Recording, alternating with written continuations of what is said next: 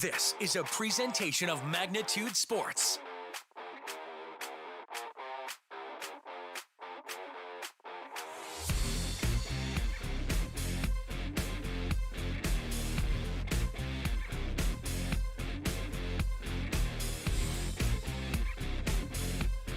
And he's going to get that base hit. Landon Donner is going to round third. They're going to send him, and the throw's coming in. It's not going to be in time, and he slides in head first for the win. Now, looks to be that one's hit well to left field, and it might have a chance, and it is gone. It is a two-run home run for Andy Mock. And the Stars are on the board. It's 2-0.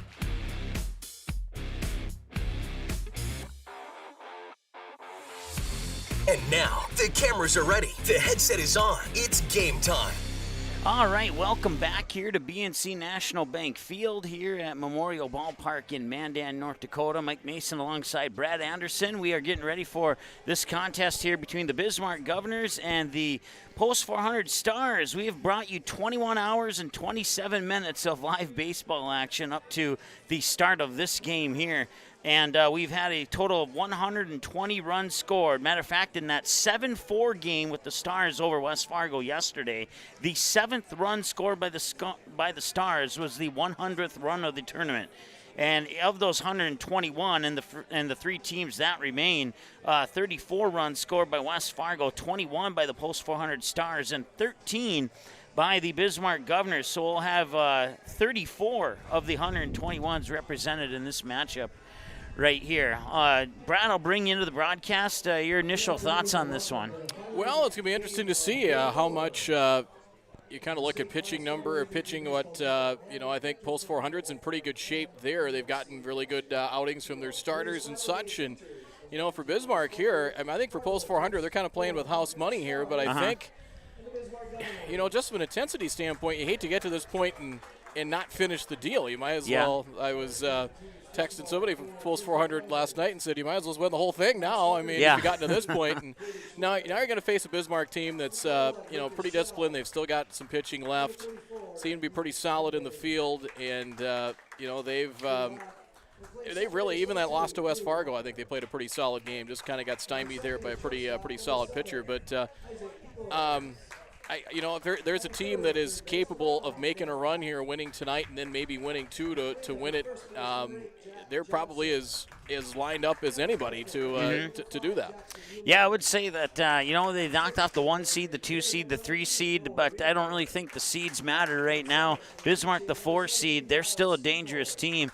These two teams split late in the regular season as they come out. I kind of like those red jerseys, kind of have the American flag colors on the jersey numbers. That's kind of sweet. I like that. That's whoever came up with that idea deserves many props. Speaking of Bismarck, they got here with a 6-5 walk-off win over Grand Forks in the first round in 7 innings. They would fall 4-1 to the West Fargo Patriots. They would bounce back with a 6-2 win yesterday over Fargo Post 2, and that brings them into today's game with the Stars. Well, the Stars knocked off Post 2 10-5, 4-3 win in a 1 minute shy of 2-hour game with Minot on day 2, and then last night they would score 4 in the first. West Fargo would battle back, but the Stars, I believe, never gave up the lead. The closest the West Fargo Patriots got was 4-3, and the Stars would add on a few more after that to win 7-4. So that sets up the Stars in Bismarck.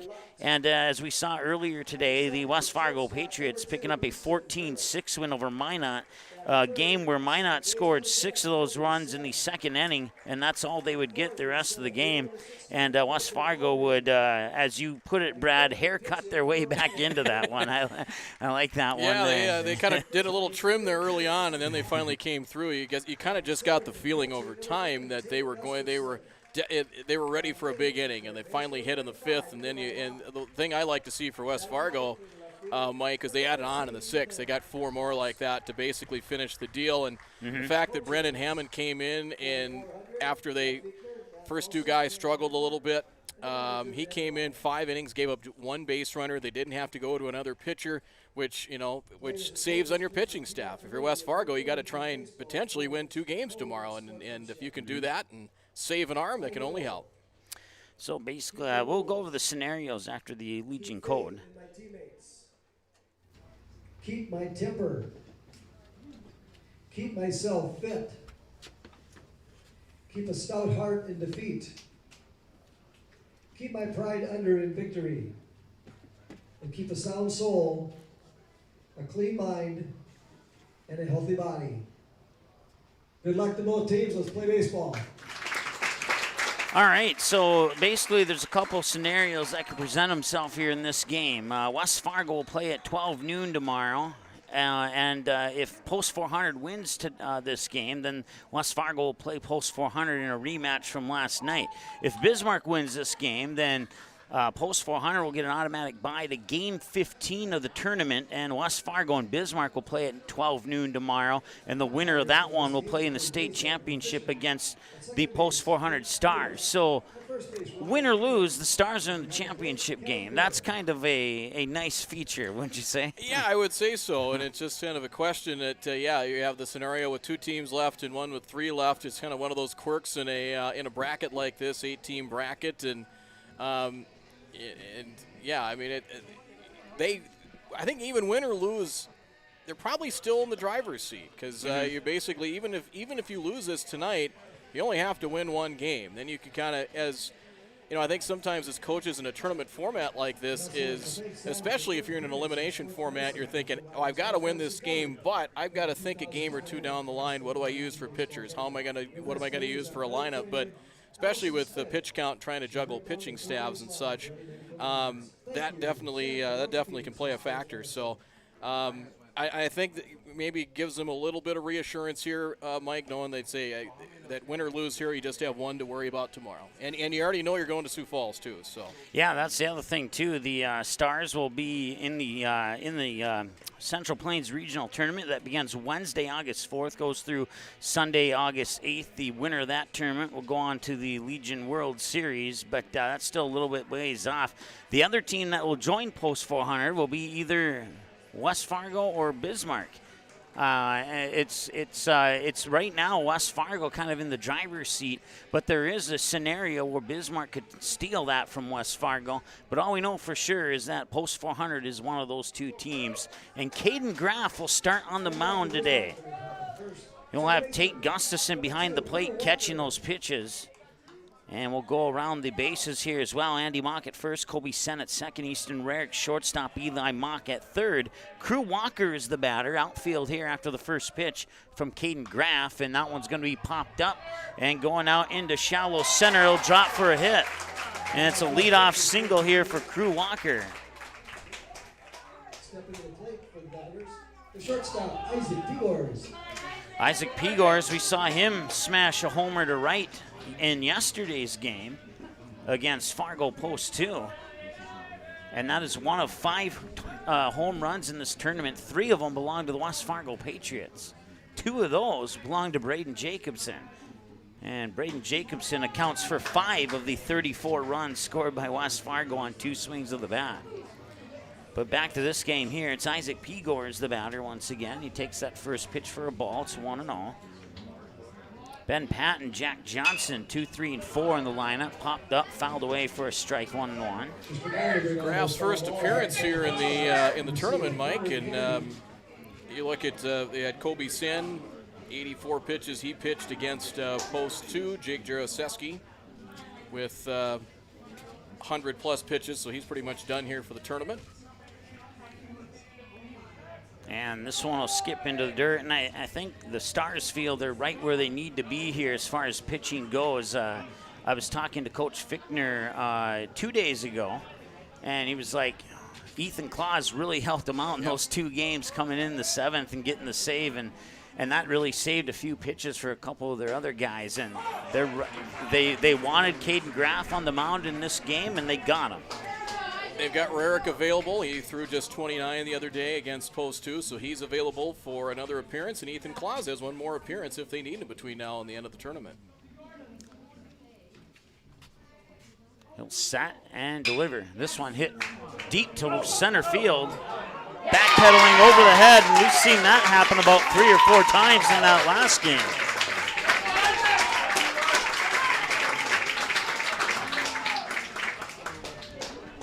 So a hit on the board here for Bismarck. They have 2 hits now, back-to-back singles. Oh, I'm sorry, a double that pushes Walker to third, excuse me. And what we've seen with the wind today, kind of a southwesterly wind for the most part from the south. Wind is blowing out now, the flag basically out to straightaway center field. And we've seen it carry well from left into center today. And that one has a nice chance to possibly get out of here. It's all the way back, and it's another one that's over the head of an outfielder. First one over Colton Almy, second one over Oliver Luck. 2 runs will score. Bismarck's up early. It is a 2-run bases clearing double for Ben Patton to deep right field. That doesn't matter if the wind's blowing out at all. That was driven and hit extremely well out to center field. That's a good poke, 385 to 390 out there, and that was at least 375 to 380 as a short hop the fence. Runner goes, throw to third, not in time. Nice speed shown there by Patton to move into third. That's a strong throw from Gustafson, but he was able to beat that throw out. So he'll steal third. Jack Johnson, the batter. No balls and a strike, official count. Bismarck in the red tops. The numerals have the American flag colors, the red and white stripes on the bottom half of the number, and the blue with the white stars on the top half of the number there, as Johnson will reach first on the hit by a pitch, and that puts runners on the corners for Jackson Euler. Now fielder Jackson Euler.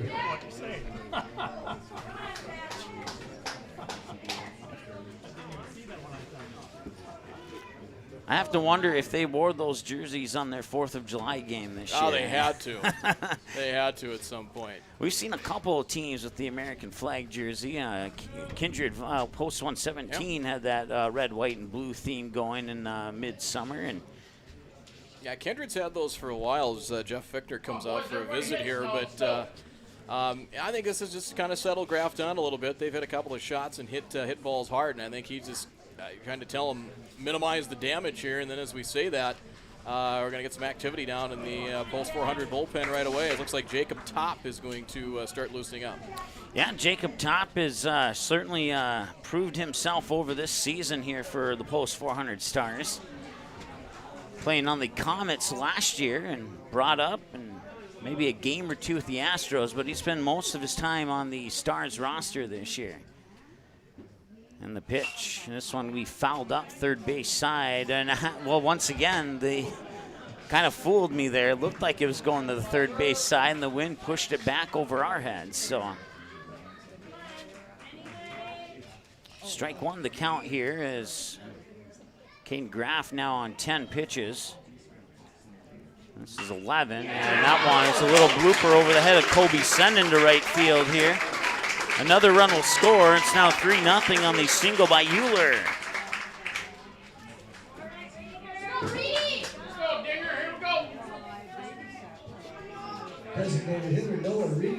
I'll score Ben Patton from third.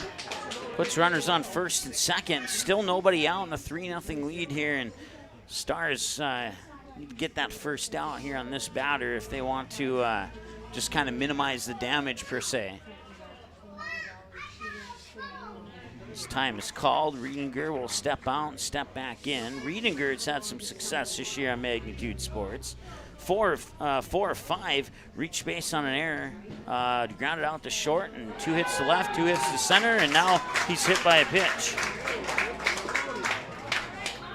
And that loads the bases, and I look over at the bench, and here comes Fichtner, and it looks like Jacob Top is going to come in, and we kind of saw this in the first game with Braden Jacobson for West Fargo getting rallied early in that first inning, and he got pulled in the first inning, if I remember correctly. Yeah, it was actually in the second. Yeah, it was early in the second inning, and I think you look at Ben Bryant and Jeff Fichtner, and Jeff Fichtner's been around baseball long enough to know it's like it's 3-0 right now. There's no outs on the board. We can't afford to get buried early here. It can't be 5-0 or 6-0, and it kind of just shows that at this point in the tournament, there's a little more sense of urgency than you might see maybe early in the tournament or in a regular season game, that they've got to try and get this fixed and get it fixed quick. Yeah, these guys, road warriors, in the start of the season, they played their first 32 games on the road before they got their first home game at Starry & Bank Field. And if I remember correctly, that first home game at Starry & Bank Field was against the Bismarck Governors. It was a doubleheader. The Governors would win the first game. Stars would win the second game of that doubleheader. Here's Jacob Top, continues to warm up. Caden Graff, 4 balls, 8 strikes, 12 pitches, and he'll be out. He'll be responsible for all 3 runners on base. That's Jack Johnson on third, Jackson Mueller on second, and Noah Riedinger on first. And the first batter here that Caden Graff will face will be Miles Stiefel. We'll take a 15-second break and be back in a moment here on the Magnitude Sports Media Network. While the scoreboard reveals the winner of an athletic contest, the real winners are the players, coaches, and fans who show good sportsmanship. Those who treat the game as a competition, show concern for an injured player.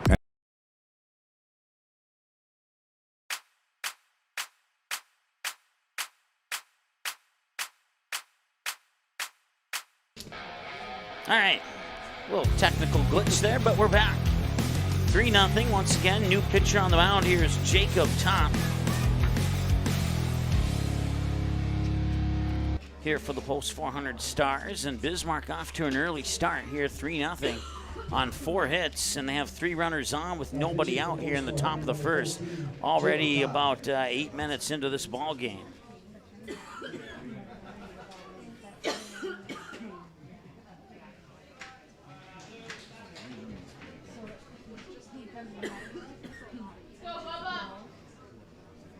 So Top will finish taking up his last couple warm-up tosses here, and here comes Miles Stiefel.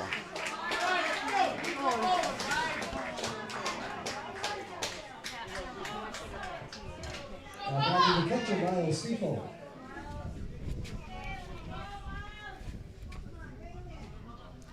I think between innings here, coaches in the Post 400 dugout are going to be like, hey, let's shake it off. Let's work back into this game, and let's do things right moving forward.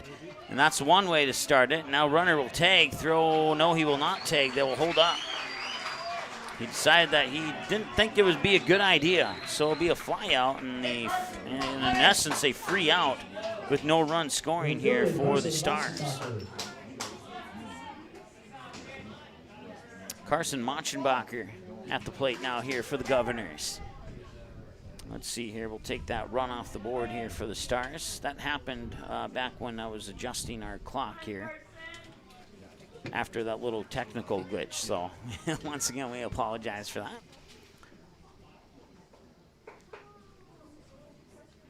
The wind and the delivery from Top. That comes off the lower barrel of the bat. It's popped up. Backpedaling is Kobe Sen. Charging in is Oliver Luck. And Luck will make the catch. And he'll toss it back in. Nice strong throw to keep Johnson at third. And a nice job there by Top. One, he's throwing strikes. And I think Bismarck kept both those batters, I think, trying to stay aggressive. You get a pitch to drive, but sometimes you're just being aggressive and getting yourself out. And I think and that's kind of been a mixture of both in these first 2 outs. And Top 1 out away from minimizing the damage. And that is a hard hit ball right center field, and getting there is Colton Alme. So after the pitching change, Bismarck essentially goes 3 up, 3 down, but not before they plate 3. And now the Stars will have the chance to respond and see what they got in their bats when we return here in about 30 seconds on Magnitude.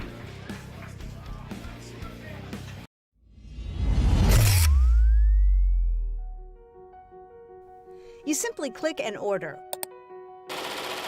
We decorate and deliver. GoPromo is the area's premier provider for easy-to-use online team stores with screen-printed, embroidered, and promotional products. From your computer screen to the bleachers, and from the boardroom to the field, just go promo. Visit justgopromo.com. You didn't like the call? Please remember the officials on the court and the field have the best view of the action as it happens. More officials are needed. People like you. Stay connected to the game you love. Contact the NDHSAA, MSHSL, or your local high school to find out how to become an official. This message courtesy of Magnitude Sports. All right, welcome back. Ryan Kipe on the mound here for the Bismarck Governors. And behind the plate catching will be Miles Stiefel. Around the bases, you have Jack Johnson at first, Crew Walker at second, Isaac Pegor is the shortstop,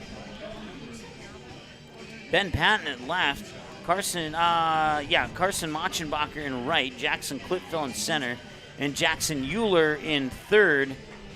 And our apologies there, we had a couple of outfield changes that I missed on that pitching change with Jacob Top. So, but the good news is, the bad news is we missed the outfield changes. The good news is that Jacob Top, who steps up to the plate to bat now, got 3 batters out on 3 pitches. He has 3 pitches and 3 strikes, and now he'll get one not quite past Crew Walker, and a pick there by Johnson at first for the out. Nice job on that 4-3 ground out as Walker was kind of running away from first. He had to lean, turn, and fire that one over. Yeah, he got to backhand that ball, and he did cleanly, and knowing you probably aren't going to have time to set and throw, you have to fire that on the run, and I think that's the advantage of having the turf. You know you're going to get a good bounce, and you got to trust your first baseman and Johnson, and you combo both of those, and a nice play on both ends. So it's be Easton Rarick stepping up to the plate now. Kobe Sen will be up for sure this inning as the pitch comes in for a ball, I believe. Yep, 1 ball, no strike here to Easton Rarick. And the windup here from Kipe, and he delivers it and missed outside again. 2 balls, no strikes here to the batter, Easton Rarick. 3 pitches for Kipe now, 2 balls and a strike. Or 2 balls and a strike, and now it's 2 balls and a strike to Rarick. Maybe a little too much information there. I tried to get it all out at once.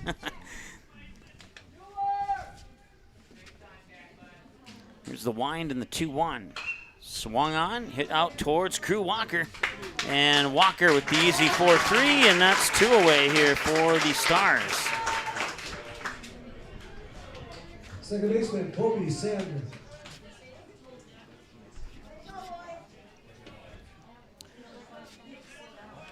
Kobe Sen has had some on and off success here in this tournament. He's had several hits in that first game against Fargo Post 2. He came up big on a couple of occasions in the game against Minot and didn't do as hot in the game against West Fargo, but he did get a sac fly to score a run, which certainly helped the cause last night. Yep, which is low. And going back to even the play-in game against Williston, the Stars have been able to bunch hits together, and 2-out runs have been another big part of this in this tournament run. Yeah, great you pointed that out, because that was exactly what the Stars did against West Fargo yesterday. They got their first hit of the first 3 innings with 2 outs on the board. So now it's a nice drive into center field over the head of Crew Walker. Kobe's going to try for 2. No, he will not. He'll pump the brakes and head back to first. It's a single, and once again, like you mentioned, Brad, a 2-out single.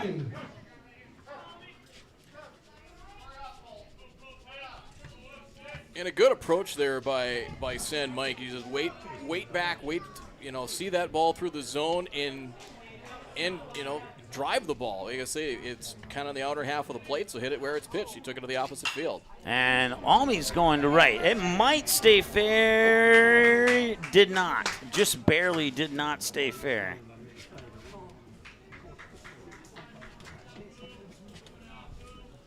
So the long walk back to the plate here to try that one again as he'll face an 0-1 count here on that fouled away pitch. If Almey can reach base, we'll see Caden Graff next.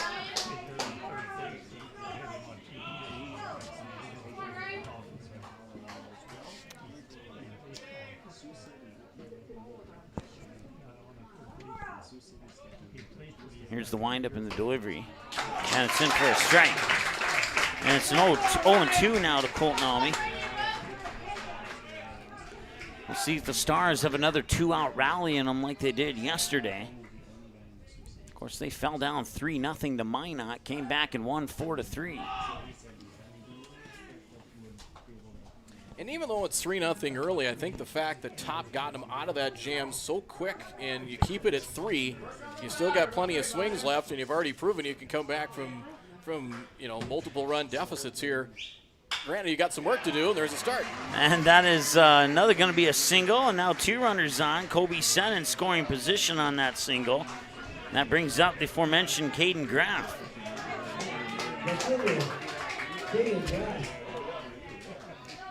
And we were talking between games, Brad. I mentioned the fact that this Stars lineup is pretty good. You get like 7 or 8 of the 9 batters, and they're all dangerous batters. And it's really hard to say which 2 wouldn't be a dangerous batter. But you got a lot of home run power in that 2 through 6, 7 area in the lineup there for the Stars. So that's something to keep in mind if you're pitching for Bismarck. 2 balls and no strikes here for Caden Graff. 17 minutes into the ball game now as Kipe will get the signal. He'll check the runner on second, wind and deliver. And he'll golf swing that one up, foul off the first base side for a strike, 2-1. That one will roll underneath a blue, I believe that's a Ford.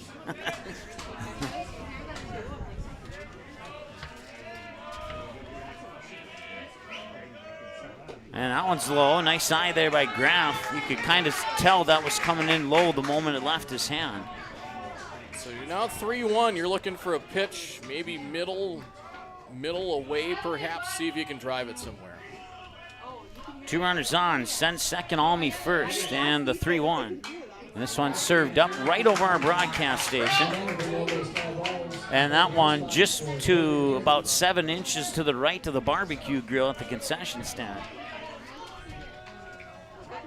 Now make it a full count at 3-2. Runner goes and a grounder to short. Pegors over to first. Got it. They'll strand 2, 1 in scoring position. It remains 3-0. And the Governors are up to bat right after this here on the Magnitude Sports Media Network. Be right back.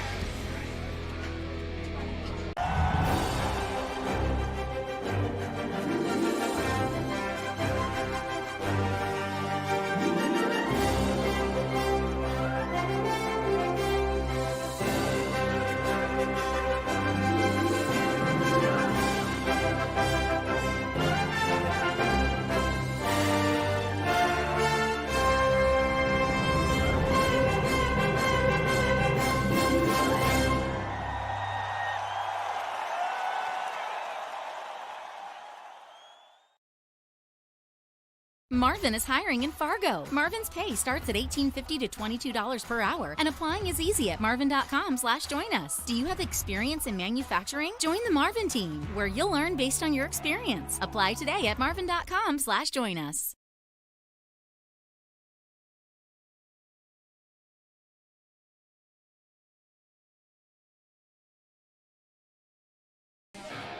All right, welcome back.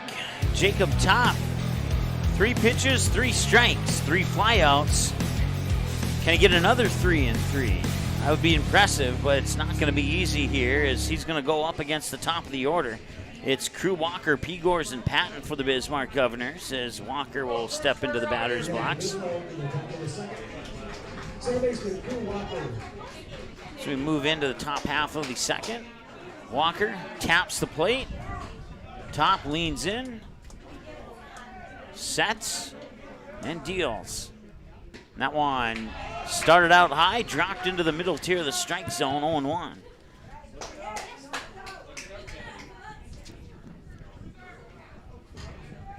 See some of the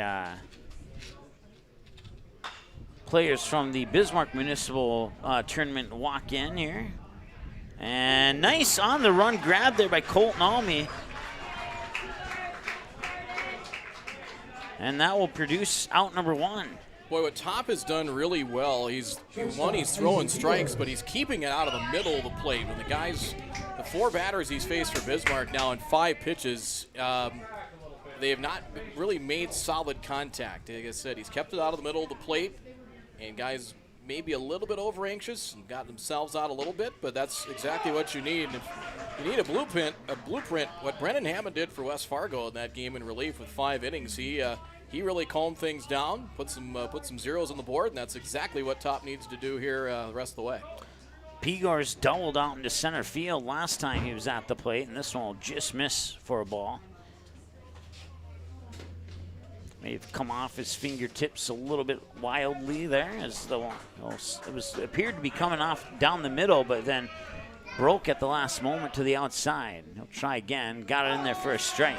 And that one broke a little in. The previous one broke a little out. He got the inside corner there. That might have been a little too far in, but that's what he needs to do to be effective. He's got to, especially those right-handed batters, just keep pounding it inside. We'll see where he places this one here. And, oh, it knocked his glove off. Barehanded picked it up and 1-3 ground out. How about that? See your life flash before your eyes there for a minute as he's able to knock that down, knocked his glove off as Coach Bryant's going to come out there and just check and see if he's okay, and I think probably just startled more than anything else. But yeah, once that ball leaves pitcher's hand, he becomes a fielder and fields the possession well on that hot smash. Oh, that was a nice little pigeon dipping in below the Sean Carlson Town and Country Credit Union scoreboard. Nice, another nice pitch there. This is Ben Patton. He doubled the right field last time he was at the plate. Just wanted some airtime is all. Literally. Yeah. Airtime in the air. He might come back later. You never know.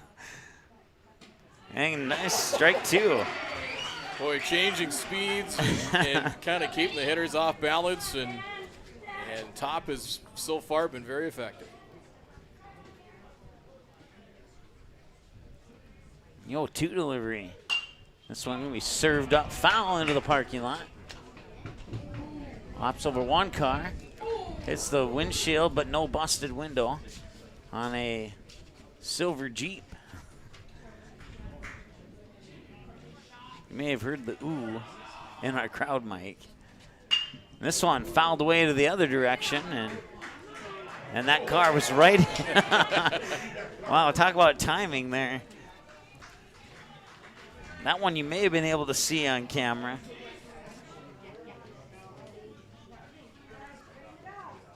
So a couple of fouled away pitches here, and it remains 0-2. Pitch 14, swing and a miss. Got him. And that is going to retire the Governors here. So ever since Top came onto the mound, it's been zeros across the board for the Governors. But they are still up by 3, and the Stars will look to respond after this. Looking for a new home? Make home happen this summer by getting pre-qualified for free with Sean Carlson at Town & Country Credit Union. He'll help you find the best mortgage options for you and keep the process running smoothly from beginning to end. With a 98% satisfaction rate, awesome rewards, low fees, and great rates, it's clear why members love Town & Country Credit Union. Stop in or visit townandcountry.org to find out how you can become a Town & Country member today. Insured by NCUA, Equal Housing Lender. Magnitude Sports would like to remind you that whether you're watching from home or watching from the stands, to please respect officials. Without high school officials, games are canceled and players lose playing time. Contact your local high school to find out how you can become an official and stay connected to the game you love. All right, welcome back. Mike Mason alongside Brad Anderson. Ryan Kite on the mound. We'll toss pitch number 20 to start this inning. He'll face batters 6, 7, and 8, and batter 6 is number 18, Andy Mock. First baseman. And this one popped up right field. Should be playable there for Machenbacher, and he will make the grab. One down, brings up Tate Gustafson. He's the catcher, Tate Gustafson. Well, this going about the same pace as that Stars-West Fargo game did yesterday. Approaching 25 minutes here in the second inning. So that pitch will drop in for a ball, 1-0 to Gustafson. Eli Mock on deck. And then if one and or both of those can reach base, we'll see Ethan Claus this inning as well. 2-0 now here to Gustafson. And this one at the knees, just got it into the basement of the strike zone there, and it's 2-1. And fouled at the plate, 2-2.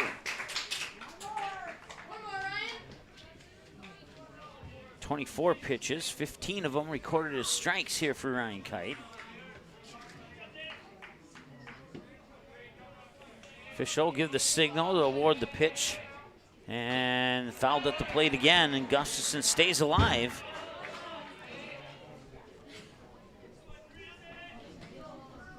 Once again, Eli Mock on deck.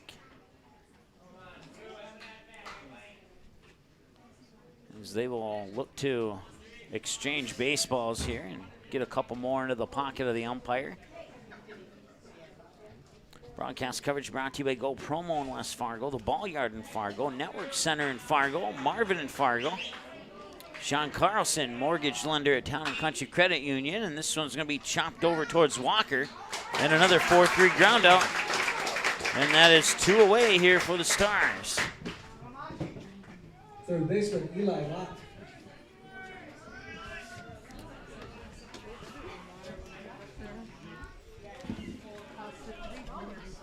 Six hits in the game, but no runs yet for the Stars. Stars have 2 of those 6 hits, and the strike comes across here for Eli Mock, who, when he gets hits, it's usually in left field. When he flies out, it's usually in center field. He's down 0-2 now. Claus on deck. If Mock can reach, he'll foul that one away and will remain 0-2.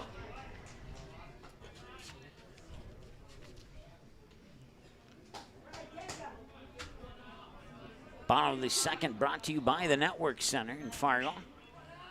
Here's the pitch, and that one will skip, not even into the dirt. That one was just a little short. I don't know if that just came out of his hand wrong or what, but that was probably 7 or 8 feet in front of home plate, and that's probably a good excuse for the catcher to come out and have a quick word with him. And I don't know what you say after that. Don't do that again, or exactly what the advice is there. But really, overall, you know, Kipe's done a really good job. He's getting ahead of batter. I think he said the ball to strike ratio is about where you want it, pitch count wise. And really, the Stars have, as well, they have not swung at a lot of bad pitches. They know this right-hander's going to be right around the zone. You got to try and find a pitch to drive. And that one will fall out. That'll level the count at 2-2.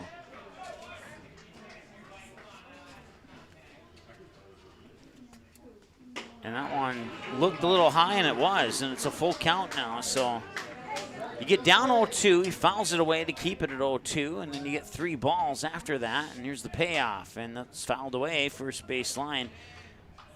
Not even sure what part of the bat that hit. It might have hit the very front. It hit the end of it. Yeah. Like I say, it came right off the end, the way it sounded and the way it came off, just kind of just spinning down the first base line. Yeah, or to elaborate on the way it sounded, or the way it almost didn't sound. Right. Yeah, there wasn't much sound coming out of it. Yeah. You're exactly right.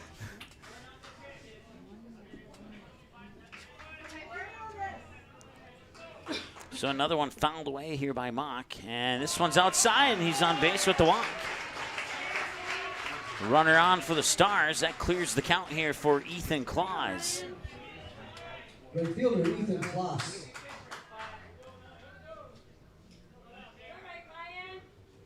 I went up and told him Santa Claus, and he still didn't get it.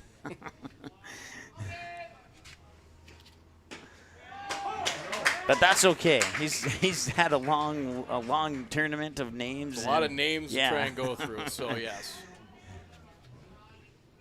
And they've been really friendly to us here, and as they'll try the pickoff at first, we'll adjust our camera so you can catch that action if it happens again.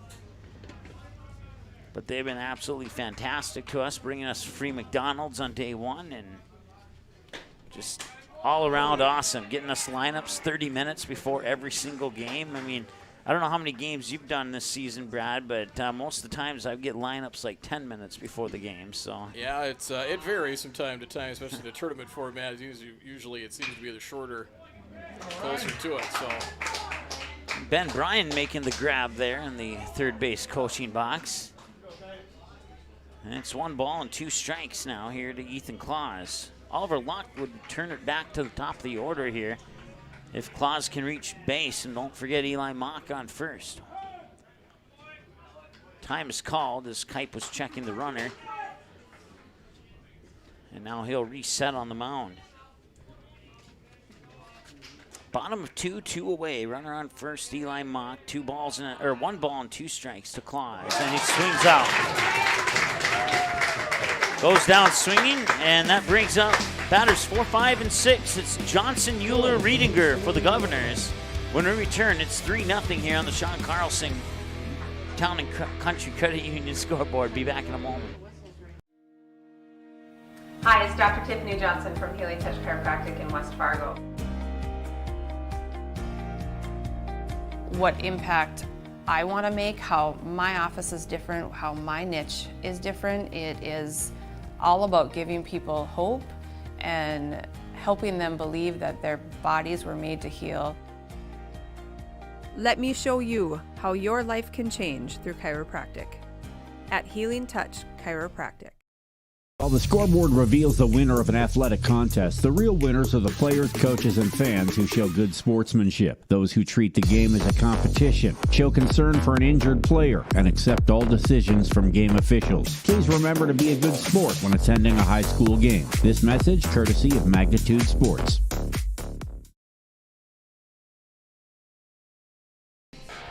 All right, there's a good look at Jacob Top as we move into the top half of the third inning here. 3 runs on 4 hits. Bismarck has left 3 on base. No runs on 2 hits. The Stars have also left 3 on base. 33 minutes into the game, no errors committed up to this point. It's the middle of the order for the Governors. 4, 5, and 6. Jack Johnson, Jackson Euler, Noah Riedinger. And Top, I believe, let me take a look, 14 pitches, 13 strikes, 1 ball. And 3 of those coming in that first inning, so that means the other 11 came in the second inning. 3 batters out on 11 pitches. Not quite as good as 3 on 3, but it's still a pretty decent number. And there's another strike, and the strikes keep coming here from Jacob Tom. Jack Johnson hit by a pitch last time he was at the plate.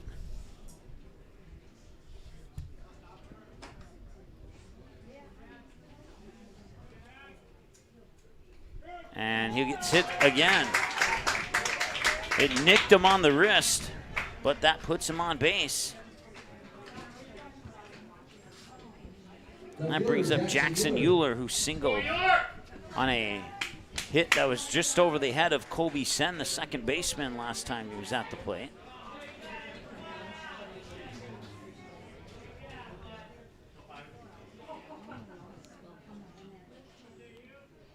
Top delivers and in for another strike.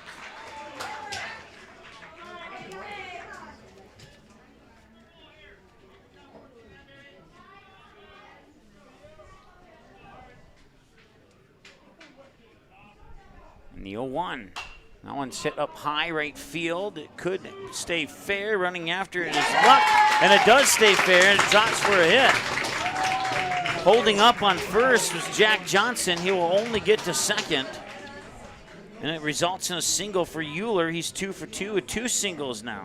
Designated hitter, Noah Riedinger. It's kind of fought that one off, and yeah, the only question was it going to stay fair, and it did. And base runner, of course, having to hold. Luck kind of bobbled it there, didn't play it cleanly, but they only get the 1 base. So now Top's going to work here with runners on, and going to have to try and wiggle his way out of this.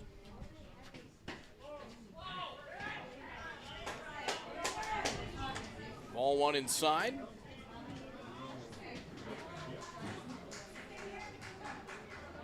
All right, so taking a peek through the Sean Carlson Town and Country Credit Union binoculars here, it's actually Ethan Claus in right, Caden Graff in left. And a nice grab there by Easton Rarick. Throw to third, they got him. How about that play? Great play by Rarick. That was the only out they had a chance to get. It was in the holes, momentum taking him there, actually towards third base. So the only out you're going to get, and you take out the lead runner. That's a huge play and a smart play there by Rarick. Riedinger will advance via a fielder's choice on that throw out at third. 6-5 on the throw out. And that brings up Miles Stiefel now. Batter 7 in the lineup, and a strike comes in again. Stiefel fly out to Almy in center.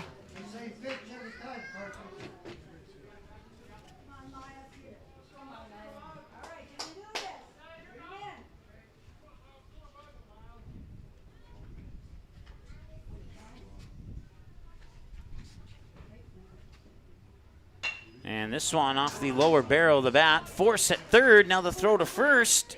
Pick and got him. It's a double play to end the top of the third. Stars trying to show some signs of life defensively. We'll see if they can carry that momentum into the batter's box when we return after this here on the Magnitude Sports Media Network.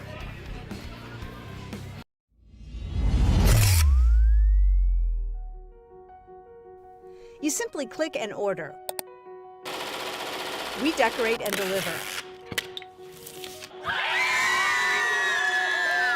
Go Promo is the area's premier provider for easy-to-use online team stores with screen-printed, embroidered, and promotional products. From your computer screen to the bleachers, and from the boardroom to the field, just go Promo. Visit justgopromo.com. Marvin is hiring in Fargo. Marvin's pay starts at $18.50 to $22 per hour, and applying is easy at marvin.com/join us. Do you have experience in manufacturing? Join the Marvin team, where you'll learn based on your experience. Apply today at marvin.com/join us. All right, welcome back. Bismarck Governors have a 3-0 lead here over the Post 400 Stars as we move into the bottom half of the third, brought to you by the Network Center in Fargo. You know, you kind of look at it, this score holds up and the Governors hang on. There's plus and minuses to the loss. One, you get the bye essentially into that 15th game. And then you only have to play one game to win the championship, but your opponent only has to beat you once, and they're coming off a previous game, so they're basically playing a doubleheader. But if the Stars were to win this game, then West Fargo would have to beat them twice in a row. So like I said, there's plus and minuses there, and you're not really sure which one you want, but I guess you just have to take the one that you're given. This is Jacob Top, and he was swinging on that one, and now it's 1 ball, 2 strikes. Jacob Top moving into the number 1 spot in the lineup here for the Stars after that pitching change in the early part of the first inning. And 1-2, and he will send this one towards Walker, and Walker will scoop it up, and Johnson has it for what I believe is the 4th or 5th ground out to second in this game for the Stars. Yeah, there's been a lot to the right side, too, and that's the one nice thing that you've seen. Post 400's done a pretty solid job in the field here, and actually both teams have done a nice job defensively there. You go back, a nice play by Rarick for the first out, and then mock Eli with that starting that double play and made sure he got the first out, because sometimes you see a ground ball like that and you're thinking 2 right away. You forget to get the first out before you can actually get a chance for to turn 2. And the 0-1, a little check swing, bounces it towards third and fires over off the hop to get the 5-3, Patton to Johnson, and that's 2 down now here for the Stars. Now we'll be up to Kobe Sen to try and keep this inning going here for Post 400. So they are down 3-0 here in the bottom of the third. Kobe Sen got a single last time he was at the plate, and looked like he wanted to do the same thing there. He would pop it out into center field on that last at bat. Now he takes the swing and a miss for a strike, 0-1.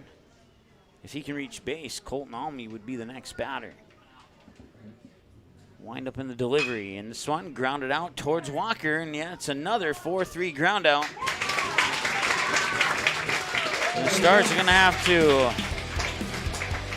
figure out a way to not hit it towards Crew Walker if they want to win this one. We'll be back in a moment here on the Magnitude Sports Media Network.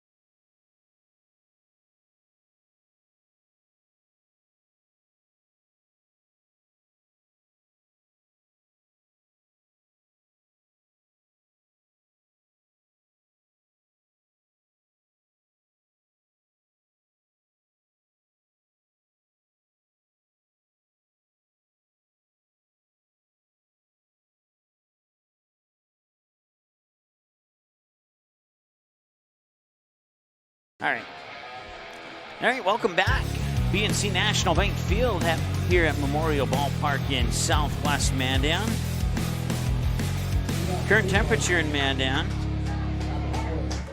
Oh, sorry, I dropped my my temperature device here, but current temperature in Mandan is. And I'm getting an error on my weather app, so we'll have to get you the weather update later. Here's the pitch, and swung, hit center field, driving, and that could drop for a hit, and it does. Kobe Sen backpedaling. Colton Almy was too deep to come in and try and make a play on that, and as a result, it's a single for Machenbacher. Just able to fight that one off into center field. We are at 87 right now. Southwest wind at 7. The air quality now moderate. Seems like that smoke has kind of blown off a little bit. Still some hazy skies, but a little bit better, and I'm sure what they're dealing with back home in the Red River Valley. Still the air quality there a little bit better, but still hazy skies that are expected to hang around. And normally you watch the weather, you see the radar with green, yellow, orange, and red, and now they have a color bar for the air quality.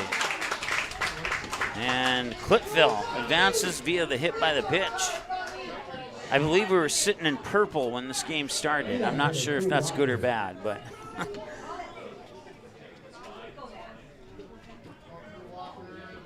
Crew Walker, the second baseman, who has been fantastic at that second base position defensively here in this game so far.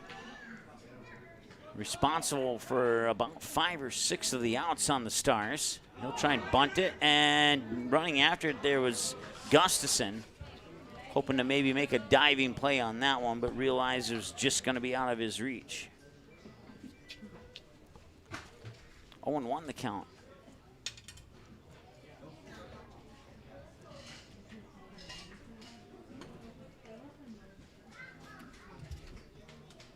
Official will fire the signal to Top. Top will lean in, get the pitch, set, glance at second. Stare down second and deliver. And this one, line drive into the glove of Eli Mock. Now the throwback to first, not quite in time, but that was a nice throw by Mock, and had it been there a second sooner, it may have been a double play. He took the bunt off there on 0-1 and let him swing for himself, and he made solid contact, but right at the third baseman, Eli Mock comes up with another good defensive play, and Top has been able to get outs when he's had to, and he's also been able to have guys hit balls right at the defenders as well. That's been 2 to Mock that has turned into 3 outs. Well, Pegars doubled to center, and then he knocked the glove off Jacob Top last time he was at the plate, and this time he pops out to Andy Mock.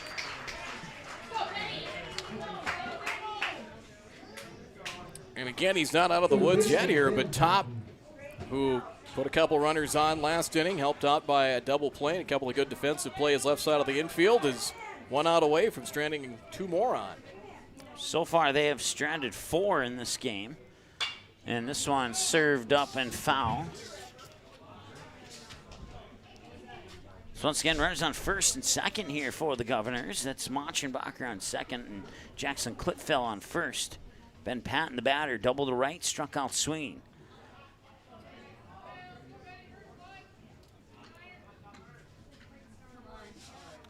Top stairs, and he'll reach for it and serve it up into right center field, and that should be playable there for Colton Almy. He makes the grab, and the Governors are retired here in the top of the 4th. We go to the bottom of the 4th. The fly out by Patton. It'll bring up 4, 5, and 6 for the Stars. Colton Almy, Caden Graff, and Andy Mock when we return after this break here on Magnitude. Looking for a new home? Make home happen this summer by getting pre-qualified for free with Sean Carlson at Town & Country Credit Union. He'll help you find the best mortgage options for you and keep the process running smoothly from beginning to end. With a 98% satisfaction rate, awesome rewards, low fees, and great rates, it's clear why members love Town & Country Credit Union. Stop in or visit townandcountry.org to find out how you can become a Town & Country member today. Insured by NCUA, Equal Housing Lender. You didn't like the call? Please remember the officials on the court and the field have the best view of the action as it happens. More officials are needed. People like you. Stay connected to the game you love. Contact the NDHSAA, MSHSL, or your local high school to find out how to become an official. This message courtesy of Magnitude Sports.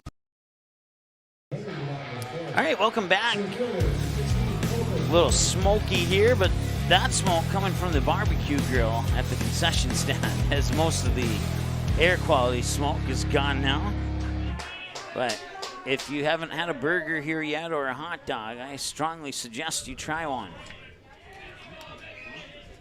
Here's the pitch, and that one's fouled off to the left side. I would recommend the broad. I did that between games. That was very good. Colton Almy, the batter, 1-for-1, singled past Crew Walker. He's the only one to get by Crew Walker in this game for the Stars. So that pitch is delivered low and in for a ball, and it should be 1-1, and it is. Yep.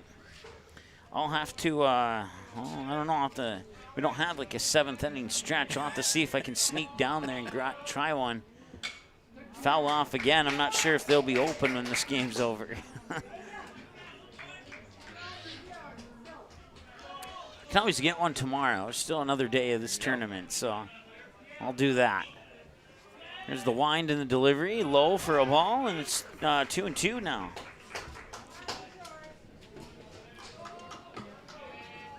.51 pitches for Almy, or for Kipe, excuse me. Almy the batter. Full count, 3-2. 52 pitches, 35 strikes.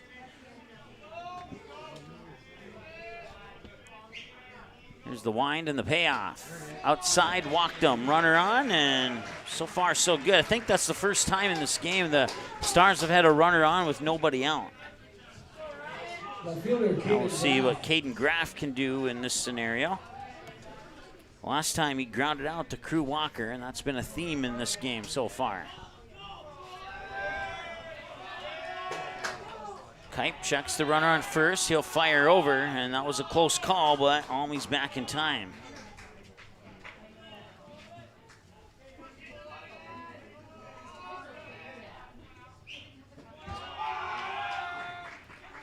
Six ground outs to second, 1 ground out to third in this game here for the Stars so far. It's not normally a stat I keep track of, but that's one that stuck out in my mind, so I wanted to check the numbers on that. Swing and a miss as he went over the top of the pitch. Well, it shows that he's kept the ball down. He's kind of kept it basically from the letters on down, and if you can do that and just get him to beat it into the turf, and defensively they've been pretty airtight around it.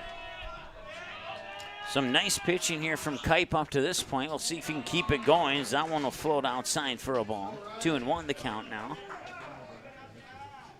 Once again, nobody out. Runner on is Colton Almy. On deck is Andy Mock.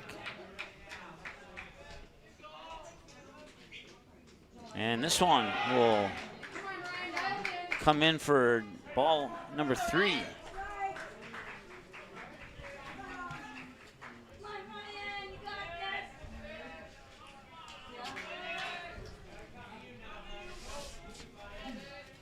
So we'll see if Kipe can deliver a strike.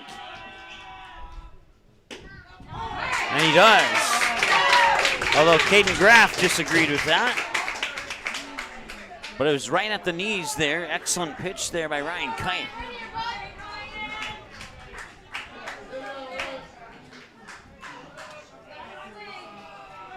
Here's the wind and the delivery. And that one comes in for a strikeout. Goes down looking. Andy Mock up to the plate now. Flied out to Machenbacher in right field last time he was at the plate.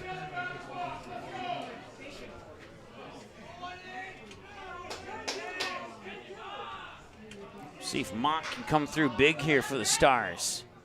And that one's fouled off directly over the grandstand. And probably hopped into the concession restroom area. And if you've been to this field before, you know exactly what I'm talking about. Kind of had that angle. Toss over to first. Almy back in time.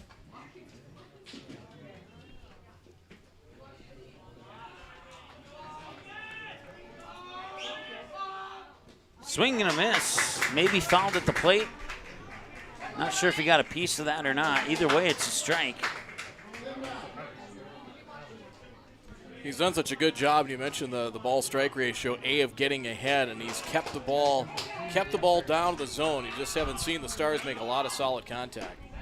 That one will miss outside, and they'll put a ball on the board, and 1 ball, 2 strikes now. And if you're going to miss, you want to miss out there. You want to miss away and basically from maybe the thighs on down. Runner goes, throw is low, toss up to second, will bounce off to the left of second base. And Almey's in on the steal. Pitch comes in for a ball to even the count at 2 apiece. Runner in scoring position now. And we'll see if Andy Mott can get on base, and if he can, maybe Gustafson might square it for a bunt. He's on deck. This one popped up and out of play.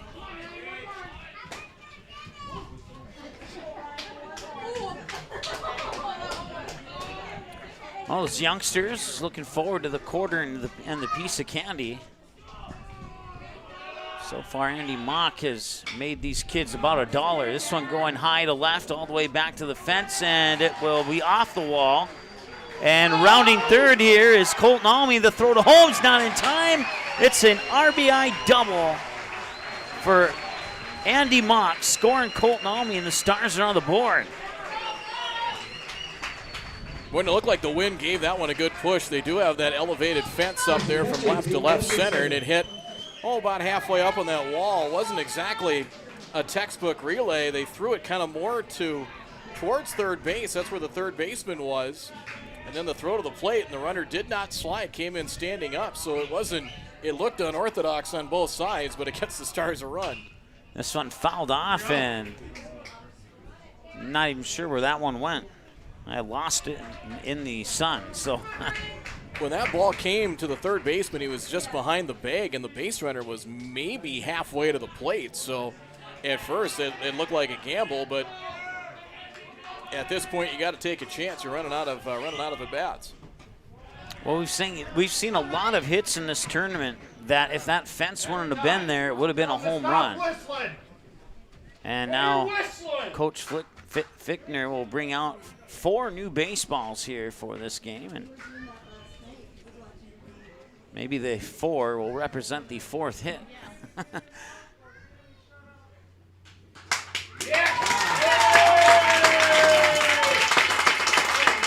I think he just threw a fan out. Is that what happened?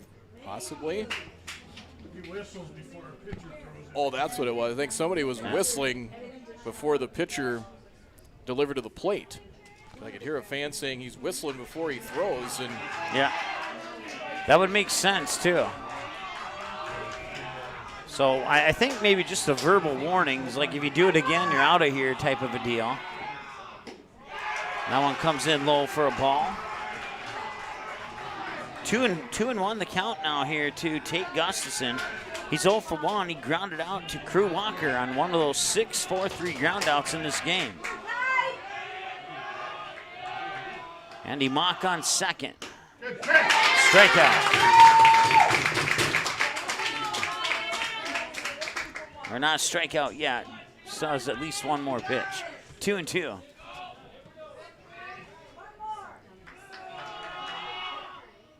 And did he go?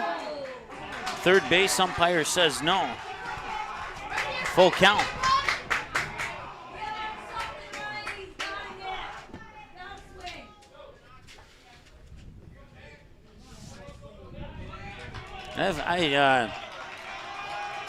Maybe I'm wrong. Maybe I haven't been paying attention, but I think this is swing and a miss, and he fouled it at the plate. I think this is the first game of the tournament that we've seen 4 officials. I've only seen 3 on the previous games. Yeah, we do have the 4 umpires. Yeah, I don't think we did in the previous game. So I don't know if this will be, we'll see 4 umpires the rest of the way or not.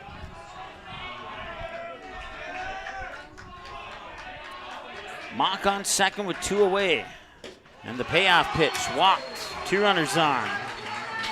Oh, I'm sorry, 1 away. I was looking at the strike count, not the out count there. Well, really for Kipe here, this is the first time he's really hit kind of some murky waters here. The pitch count sits at 72, which is that number has started to climb. So it's 72 right now. Your limit for the day or for the game is 105. So that number is climbing up here. Credit the Stars for extending counts, really working at bats, and if you do that, where the pitch count is, that pitch count climbs, that can only help you. And making some adjustments, kind of the in-game adjustments here as we get through the second turn to the batting order. Almost an hour into this one, and we're a third of the way through halfway home, if that made any sense. One out here in the bottom of the fourth. It's probably the better way to put that. So, as far as they have pitchers left that we've seen in the tournament, Lucan Shell went 37 pitches in their first game on Tuesday. He's available.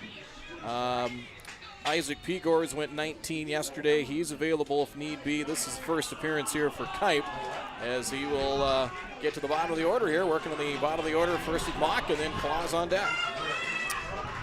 Mock was walked last time, and this time he'll get it past the first baseman. He'll flip to second, now back over to first, not in time, runners on the corners.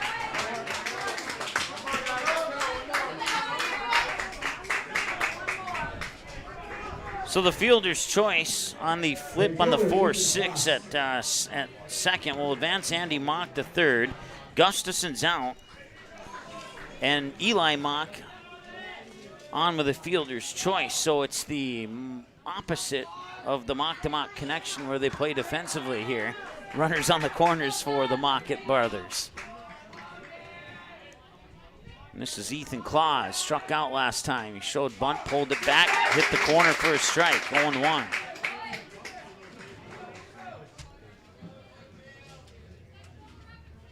This will be pitch 75 for Kipe. As he takes a peek at first, winds, deals, swing and a miss, strike two. That was a breaking pitch there. Now we'll see where he goes if he tries to go back there and maybe try to spike one in the dirt, try and see if you can get him to chase outside the zone here with two strikes. You got some wiggle room. Right down the middle and just over the roof of the strike zone. That's a good miss there, though. If you're going to miss, you want to miss out there. And again, with the count in your favor, didn't get him to chase.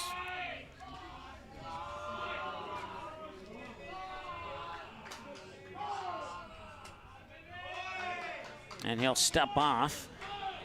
Runners were already on base anyway. He'll take a peek over at first.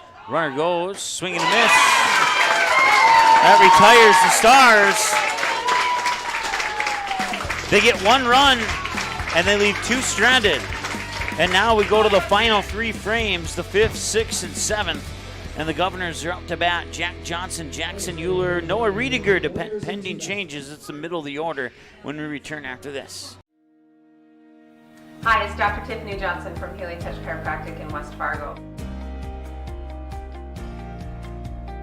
What impact I want to make, how my office is different, how my niche is different. It is all about giving people hope and helping them believe that their bodies were made to heal.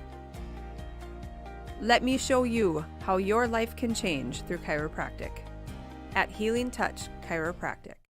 Magnitude Sports has delivered over 1,000 broadcasts capturing all fourth quarter comebacks, walk-off home runs, buzzer beaters, 62-point volleyball sets, and double overtime victories. The excitement is on Magnitude Sports. Over 150 teams from 5 states and 2 countries have been featured on Magnitude Sports at both the varsity and sub-varsity levels. Subscribe to our YouTube channel and select your alert preference so you never have to miss that big moment from your favorite area sports team. Find us on Facebook and Twitter too. This is the Magnitude Sports Media Network.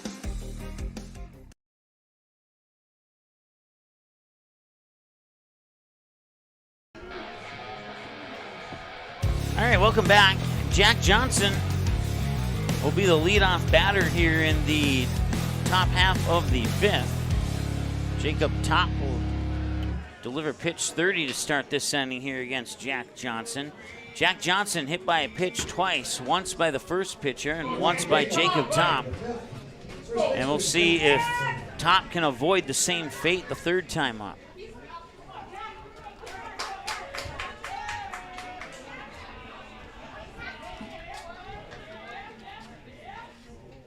Swing and a miss. Take a big cut there, Jack Johnson did, and paid the price. 0-1. As we cross the 1 hour mark at 1 hour 2 minutes at the moment here of this game. The windup from Top. Got in there for another strike, and believe this one if you will. 31 pitches, and that matches with the scoreboard. 28 strikes, 3 balls. According to my numbers unofficially, and they're pretty close to official, we'll put it that way. There's a ground out. Kobe Sen picks it up. Mock has it one way.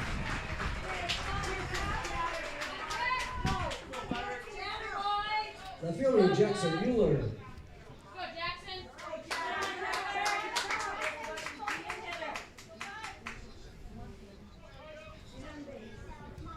Oh, we've seen multiple, and I do mean multiple, lead changes in this tournament. Don't be surprised if we don't see another one here in the next couple innings, if not 2 of them. Ball 1. Euler 2 for 2 with 2 singles, both of them to right field. This one's going to left, high, back, and it is off the fence. And he'll slide into second. It almost looked like a hockey player on ice there. Yeah, you slide on that turf. It's got a little more give than maybe the natural surface does, but yeah, you dive, you're gonna go a ways, and you might get a little turf burn, especially if you decide to go head first like that. But really a pretty decent relay there by the Stars, as Claus did a nice job playing that high off that extended fence and left in the relay, but just late. Well, I mentioned in our pregame show that we had 120 runs in this tournament. Here's a little chopper towards third. Eli Mock over to Andy Mock, and the head's up high. That'll be an error on Eli Mock, the third baseman.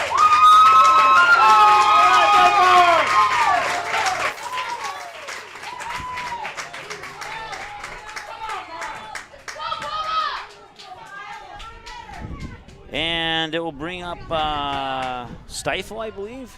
Yes, Stiefel, excuse me. Well, it's first error right now, and yeah, that throw just took off on him. So the runner had already went back to second base with the play in front of him, so they only get third on that. So right now a break for the Stars, but we'll start moving the infield around with the infield in.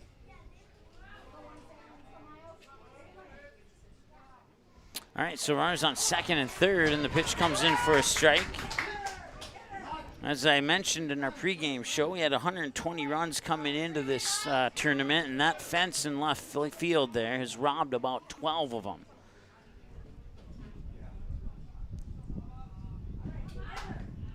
If not more than 12. There's only been 2 people to get it over that fence. Is this going to be a pop out to right? Ethan Claus makes the grab, runner tags.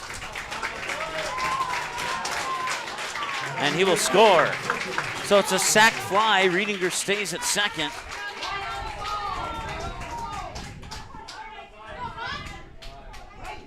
And the Governors get the 1 run back, and they retake the 3-0 lead. Yeah, it's a huge run late. Still, the Stars still have, 3 at bats left here, but to get that one back, make it a 3-run lead is looks large at this point.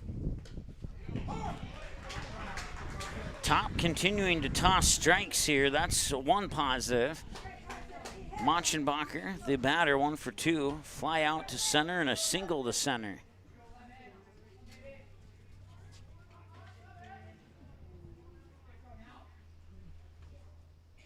And that one skips. A nice block there by Gustafson as it keeps the runner on second. 1-1 the count. This will be the 40th pitch here for number 14.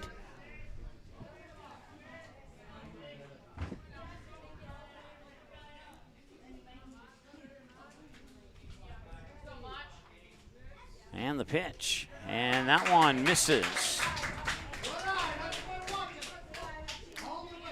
40 pitches, all but 6 of them strikes.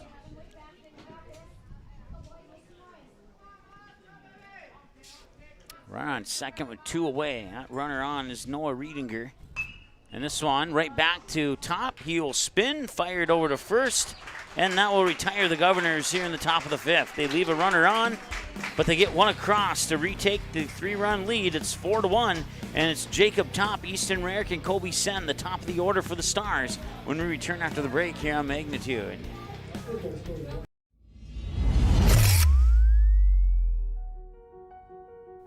You simply click and order. We decorate and deliver. Go Promo is the area's premier provider for easy-to-use online team stores with screen-printed, embroidered, and promotional products. From your computer screen to the bleachers, and from the boardroom to the field, just go Promo. Visit justgopromo.com. Marvin is hiring in Fargo. Marvin's pay starts at $18.50 to $22 per hour, and applying is easy at marvin.com/join us. Do you have experience in manufacturing? Join the Marvin team, where you'll earn based on your experience. Apply today at marvin.com/join us. All right, welcome back. 4 runs on 7 hits, no errors committed, and 7 left on base for the Bismarck Governors here through 4 innings of play. The Stars, 1 run on 3 hits. They committed 1 error, and they've left a total of 5 on base so far here as we reach the hour 8-minute mark of the ball game here. If I can get that one out, and that one is foul for a strike. Top 0 for 1, grounded out to Crew Walker.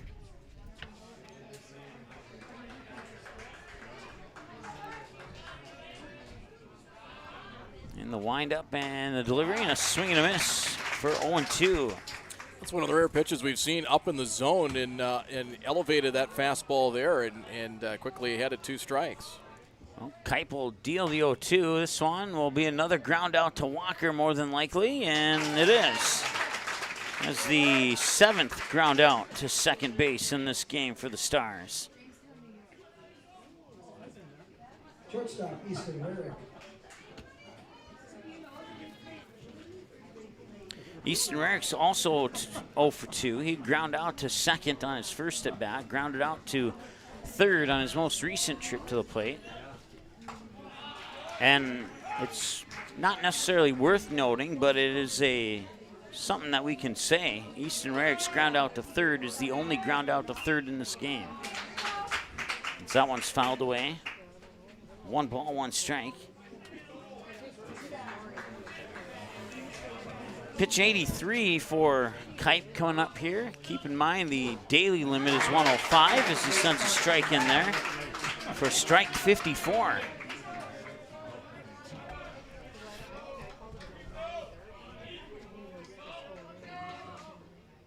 And this one launched high left center, and getting underneath it there's Jackson Euler.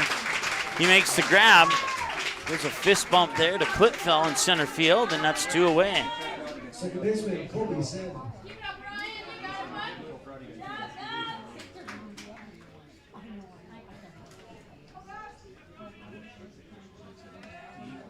Kobe Sen 1 for 2, singled up the middle into center, grounded out to second.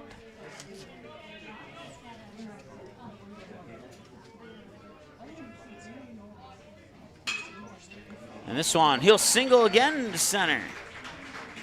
So he's now 2 for 3 with 2 singles. And do the Stars have some 2-out magic in them in the 5th inning of play, brought to you by the Network Center.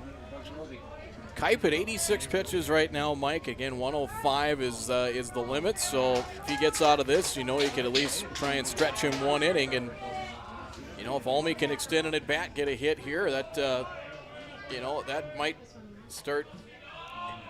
The decision might come a little sooner whether they want to switch pitchers or not. That will potentially play in the Stars' favor, depending on who they put on the mound. I know you said Pegors was available, and I can't remember who the other one you said was. I'll check at least of the pitchers that we've seen in the tournament here for Bismarck. We'll get the pitch count list up here in just a second, but Shell was one, and Pegors, two guys that they've used in the tournament, are both available. And the deal. Hit towards third. One hop, picked up. Patiently throws, waits. Looked like he made that one, but maybe not. Thought he run it out for a second, but the ump says he's out, and that ends the inning. And the Stars are down to their final 6. They need to play some big defense coming up here in the top of the 6th when we return after this.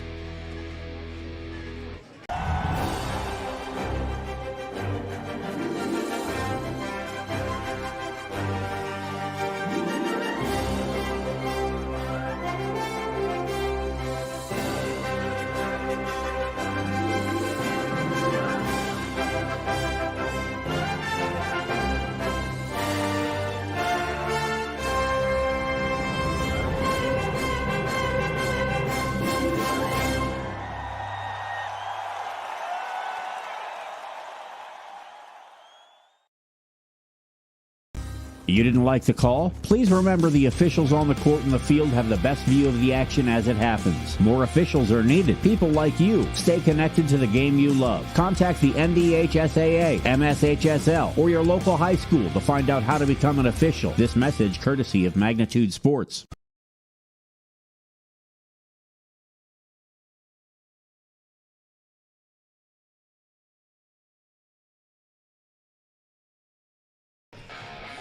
All right, welcome back.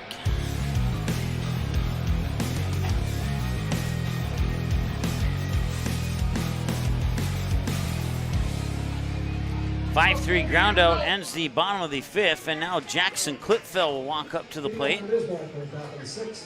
Center fielder Jackson Klitfeld.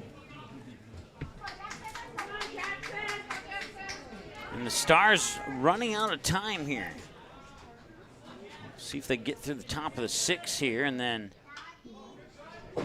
one of the benefits, I guess you could say, in this particular game is since they haven't lost yet, they were granted the rights to be the home team on the scoreboard, so they'll get that bottom half of the 7th if it is needed.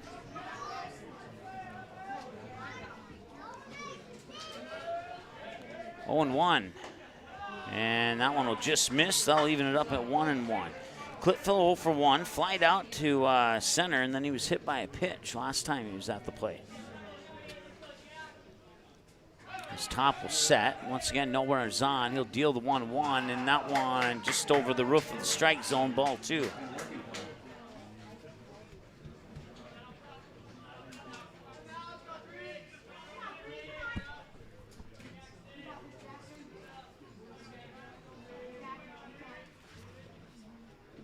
And that one will drop in for a strike. And we've seen a lot of those from top, those ones that are elevated high and then sink right at the plate there for a strike. And yeah, sure, those pitches are not liked by most batters. Yeah, he's got really good movement. Changes speeds well. And another one, just like we described, it hit him. It hit him. So this is the second time that he's been hit by a pitch on back-to-back plate appearances. I think that was coming in for a strike. Maybe it was a little bit too far inside since it hit him, but I don't know if it actually hit the body. The jersey is considered part of the body, and it must have just grazed the jersey because the umpire can kind of go by sound more so than anything else on a play like that, but he wasted no time and signaled hit by pitch. So that puts a runner on here for Bismarck.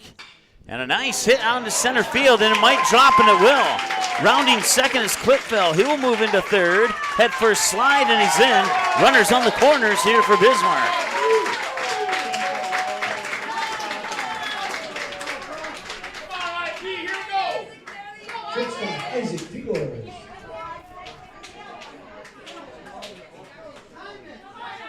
Now bring up Isaac Pegors. He's 1 for 3. He doubled on his first at bat. Since then, he had that line drive that tore the glove off Jacob Top's hand, and then he would pop out to the first baseman.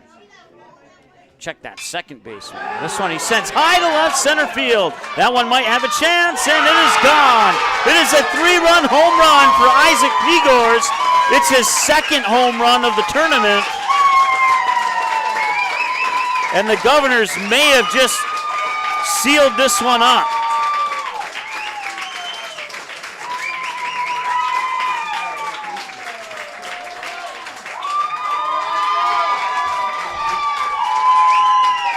A 7-1 lead, and that one stings. Third baseman Ben Patton.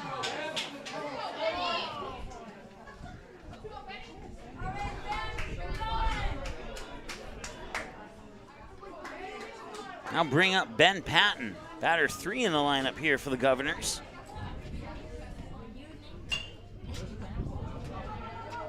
This one not quite as deep. Charging in there's Colton Almy. He makes the grab, and that's out number 1.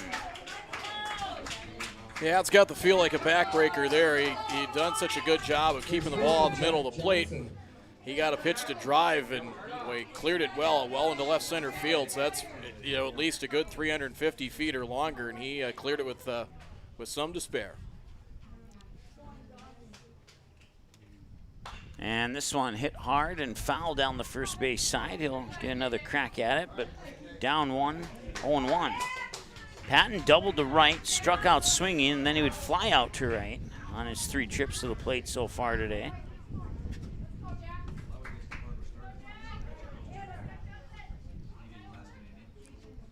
And Top delivers, and he'll drop it in just a little bit too low, and that'll even the count at 1-1. 1 ball, 1 strike, 1 out. And a 7-1 lead here for the Governors, thanks to the bat of Isaac Pegors in his second home run of the tournament.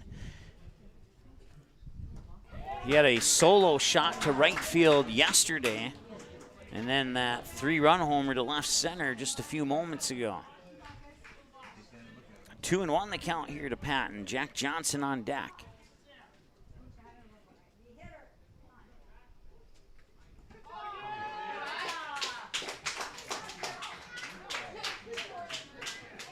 Check out, this is Jack Johnson. And Jackson Euler's on deck. Somehow I mixed up my batting order here.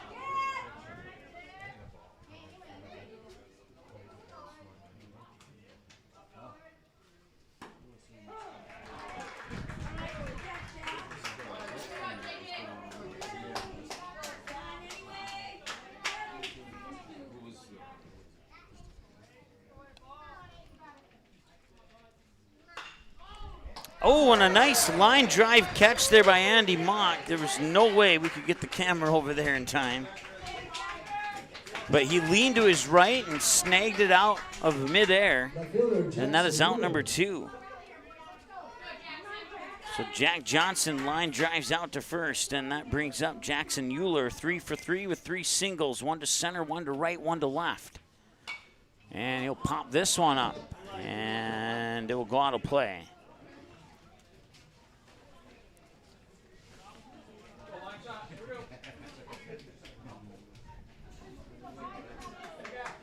And that quarter and candy's on the line. The kids put their all into that. Look at him go. You should put him on as a base runner. He's got wheels. That one came up high. That one did not drop at all. And since that home run, Top has 4 balls, 1 strike. 5 balls and 1 strike, as it goes to 2-1 now here to Euler. And the outs have been hard hit too.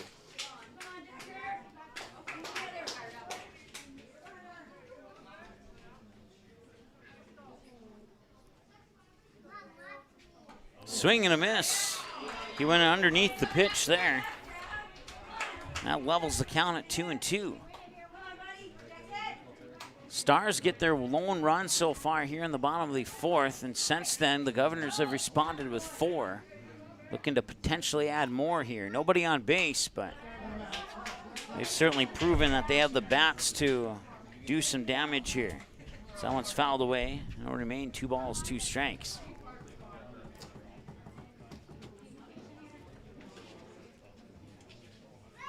Well, if this lead holds, the Governors will play West Fargo tomorrow at 12 noon, and the Post 400 Stars will await the winner of that game at approximately 2 o'clock. This one fouled away off to the third base side, and it just went behind, I believe that might be a Stars fan over there. Sent it into the third row of the second level.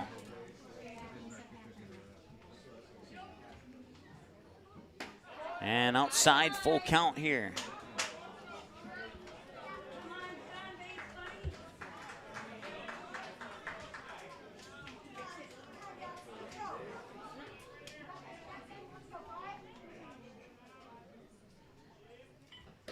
And up high, and he walks him. That was the 11th pitch of the at-bat. And that brings up Noah Riedinger, 0 for 2, hit by a pitch, fielder's choice, reach base on an error, the only error of the game so far. Maybe seeing Top showing signs of fatigue here. He's been missing, and he's been starting to mess up in the zone, which he can't do. That'll get you into trouble. And they have nobody in the bullpen at the moment here, as he'll get that on a couple hops. Eli to Andy, got it. Mock-to-mock connection on the 5-3. We'll end the inning here. 3 across the plate, all off the bat of Isaac Pegors. And it's now 7-1 as we head into the bottom portion of the 6th, brought to you by the Network Center right after the break here on Magnitude.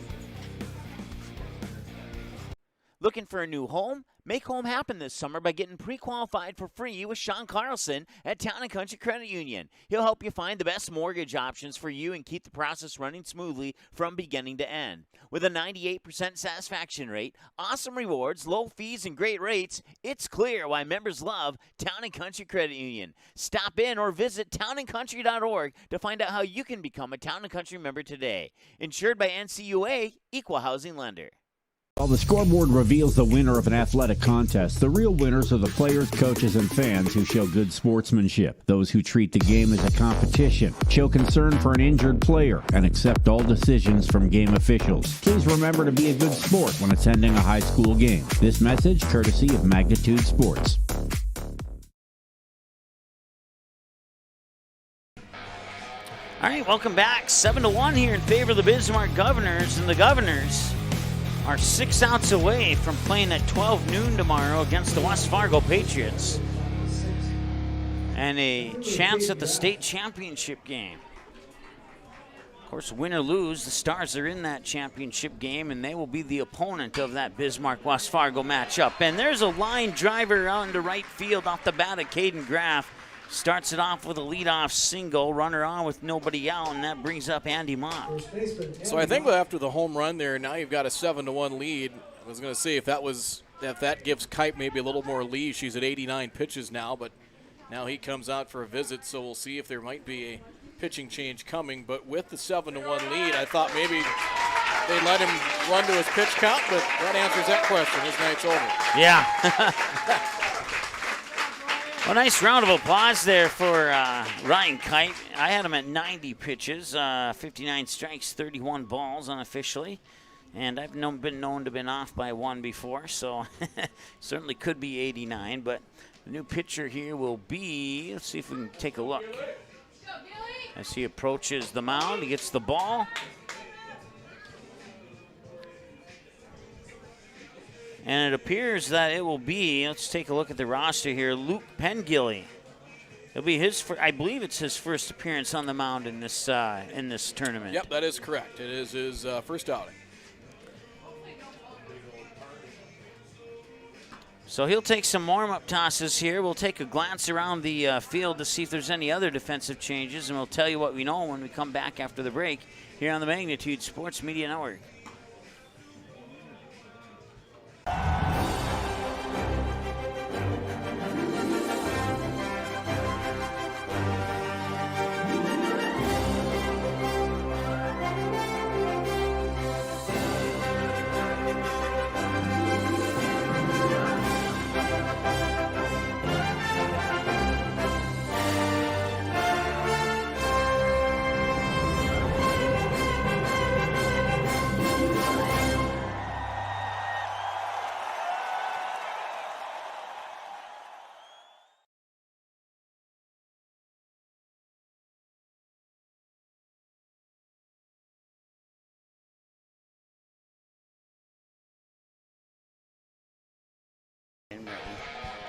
All right, welcome back. Luke Pengilly, the new pitcher here on the mound for the Bismarck Governors. During the break there, I was looking through all the line scores. 7-1, not necessarily a for sure win here for Bismarck. As I look at all the line scores, the max run scored in an inning is 6. Nobody has scored more than 6 in a single inning here in this tournament so far. Some activity in the Post 400 bullpen. Looks like Chayton Sen is warming up, and well, the 6th inning was the big inning both Tuesday and Wednesday for the Stars, and it's going to have to be here as they are down 6 here late. And you're exactly right. Chayton Sen is indeed warming up in the bullpen there for the Stars. And that pitch is going to be in for a strike. I was almost going to say low and out, but it was low and out and at knee level for a strike hitting the corner.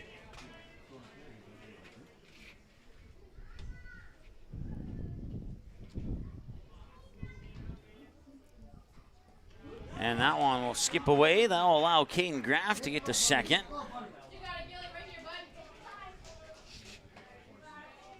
So he'll advance on, we'll call it a wild pitch, and it goes to 1 ball, 1 strike here to Andy Mock. He's 1 for 2.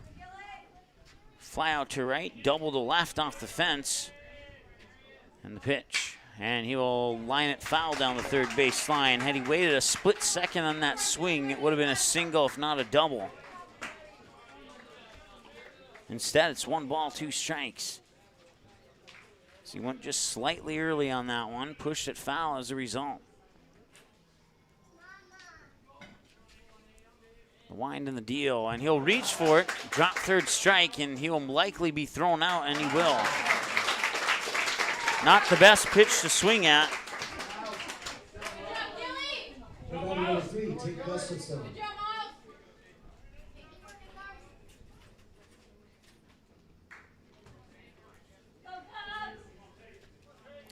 Tate Gustafson grounded out to Crew Walker. He was walked last time he stepped up to the plate.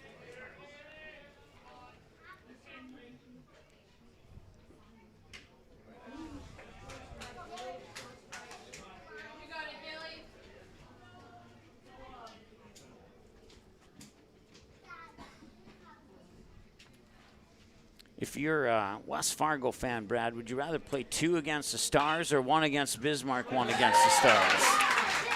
I'll answer that question here in just a second. That sounds good. Put you on the spot there. I think I would rather, I'd honestly rather, well, I don't think it matters. So I'm just happy you're still playing, but I guess if you had a choice, I would probably take Pulse 400 just because you got to prep for one team. You know, there's, true, you know, a possibility. You know, if Bismarck wins here, then you basically got to win 2 against 2 different opponents, and I would imagine just from a familiarity standpoint, you're a little bit more familiar with Pulse 400 than you are with Bismarck. That one going in, drops for a hit, and scoring is Caden Graff, and it's 7-2, and there's 2 away here, and will they have a little bit of 2-out magic here in the 6th? Don't necessarily have to get all 5 of them here, but if you get 3 or 4 of them, that'd be a good chip into it and set you up for the bottom of the 7th. It'll be an RBI single. And this one is hit up, and that one will not drop. That will drop into the glove of Carson Machenbacher on the fly out by Eli Mock. And it's the last frame, depending on what happens in the bottom of that frame when we return after this. Looking for a new home? Make home happen this summer by getting pre-qualified for free with Sean Carlson at Town & Country Credit Union. He'll help you find the best mortgage options for you and keep the process running smoothly from beginning to end. With a 98% satisfaction rate, awesome rewards, low fees, and great rates, it's clear why members love Town & Country Credit Union. Stop in or visit townandcountry.org to find out how you can become a Town & Country member today. Insured by NCUA, Equal Housing Lender. Marvin is hiring in Fargo. Marvin's pay starts at $18.50 to $22 per hour, and applying is easy at marvin.com/join us. Do you have experience in manufacturing? Join the Marvin team, where you'll learn based on your experience. Apply today at marvin.com/join us. All right, there's a look at the American flag numbers. We were talking about that earlier in the game, and I brought it up again during the break. really, really like that. That looks sharp, especially on red tops. I don't know if it'd look as good on blue tops. Well, if you had to do it, you'd probably have to switch the color around. You'd maybe have to go maybe red down to blue on the bottom. But yeah, it looks good. It adds a little flair to it, and the numbers aren't impossible to see, which from a broadcasting standpoint, you and I know that's one of our biggest gripes are numbers. Numbers on jerseys that you can't see very well. So that's one thing I like about doing Stars games is it's white on blue, and that's probably the easiest color combination of any of them. Yeah. All right, so it's the bottom of the order, 7, 8, 9. Miles Stiefel, Carson Machenbacher, Jackson Klitfeld pending changes. Jacob Top still on the mound. Chayton Sen still warming up in the bullpen. Here's the pitch. Swung on and grounded out towards Rarick. He'll pick it up on a hop, fire it over, got it there. 6-3, Eric Tamak. 1 up, 1 down here for the Stars, or for the Governors, I should say. So now Machenbacher will try his luck here at the plate.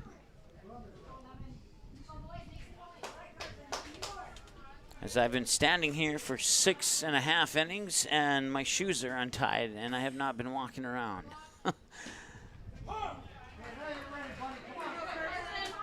Usually that happens when you're walking around too much, but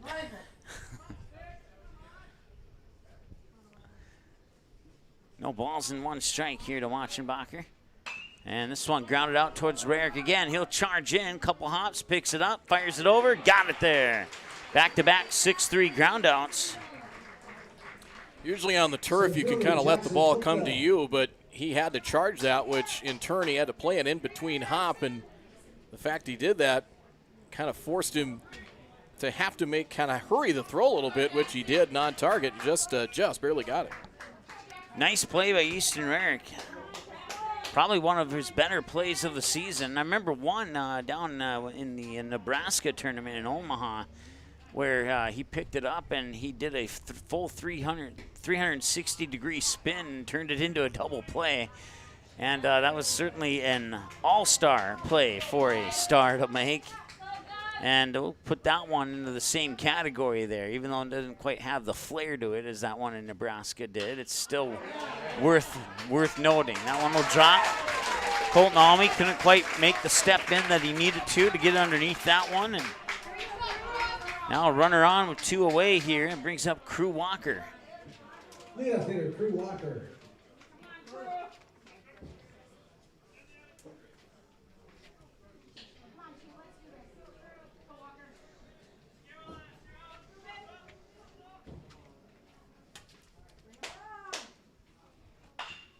And this one grounded out to second on a 4-3. And in the bottom of in the top of the 7th, 4 pitches to 3 batters, according to my charts, unless I missed a pitch. We'll say he had 5 pitches to 3 batters just to be on the safe side. An hour 35. Now or never for post 400 in the bottom of the 7th after this. Hi, it's Dr. Tiffany Johnson from Healing Touch Chiropractic in West Fargo. What impact I want to make, how my office is different, how my niche is different. It is all about giving people hope and helping them believe that their bodies were made to heal. Let me show you how your life can change through chiropractic at Healing Touch Chiropractic. While the scoreboard reveals the winner of an athletic contest, the real winners are the players, coaches, and fans who show good sportsmanship. Those who treat the game as a competition, show concern for an injured player, and accept all decisions from game officials. Please remember to be a good sport when attending a high school game. This message courtesy of Magnitude Sports.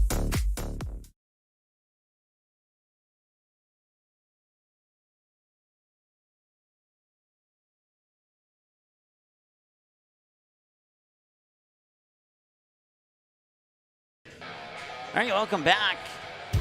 It's going to be, let me advance it to the next inning here. Jacob Top, Easton Rarick, Kobe Sen. The top of the order here in the bottom of the 7th, brought to you by the Network Center. 5 to tie and force an 8, 6 to walk it off. And we'll see if they can do that here. And that will be fouled away for a strike. Top 0 for 2 on a couple of ground outs to Crew Walker. Looks like we got a pinch hitter here. Looks like Jackson Beiswinger is going to hit. Thanks for catching that. I will switch that out here really quick. And Beiswinger fouls it away for strike 1. And now bounce in to even up the count at 1 ball, 1 strike. Looks like Easton Rarick is indeed on deck. We'll see if Kobe Sen will follow. I presume he would. Hour 37 time of the game so far.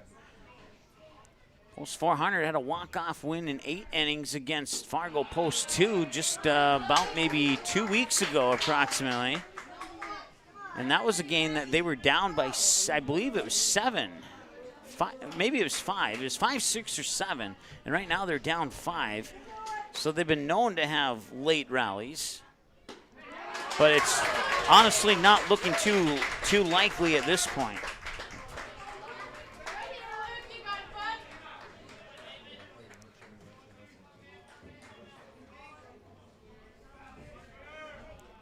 Two-two. Swing fouled at the plate. It remains 2-2.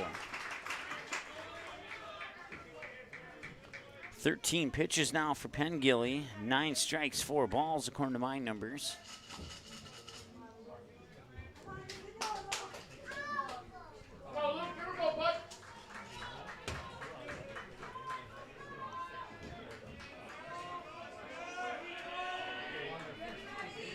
Pengilly winds, deals a 2-2 into the dirt, full count. Nobody out. And Beiswinger looking at the possibility of being walked here, depending on where Pengilly places this next pitch.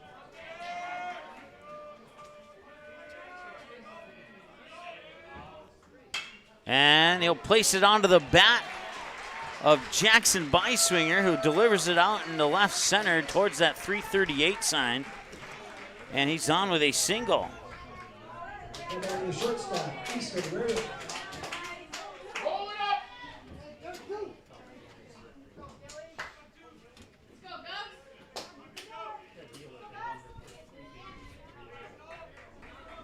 Rarick 0 for 3, fly out, 2 ground outs.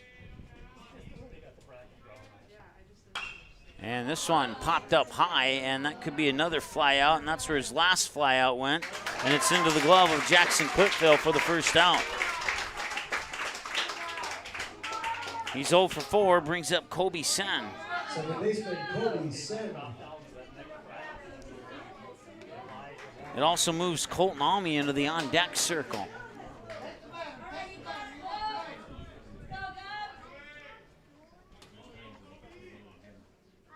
And Kobe Sen launches it to right. That might drop.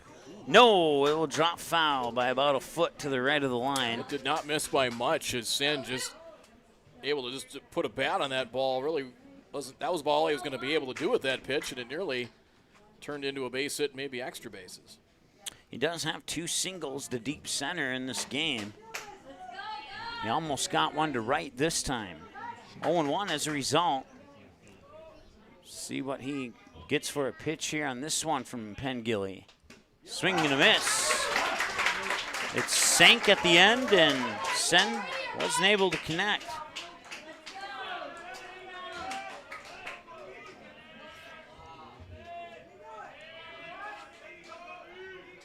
The 0-2. That one pass ball taken off as Beiswinger for second. So that puts a runner in scoring position here with 1 out.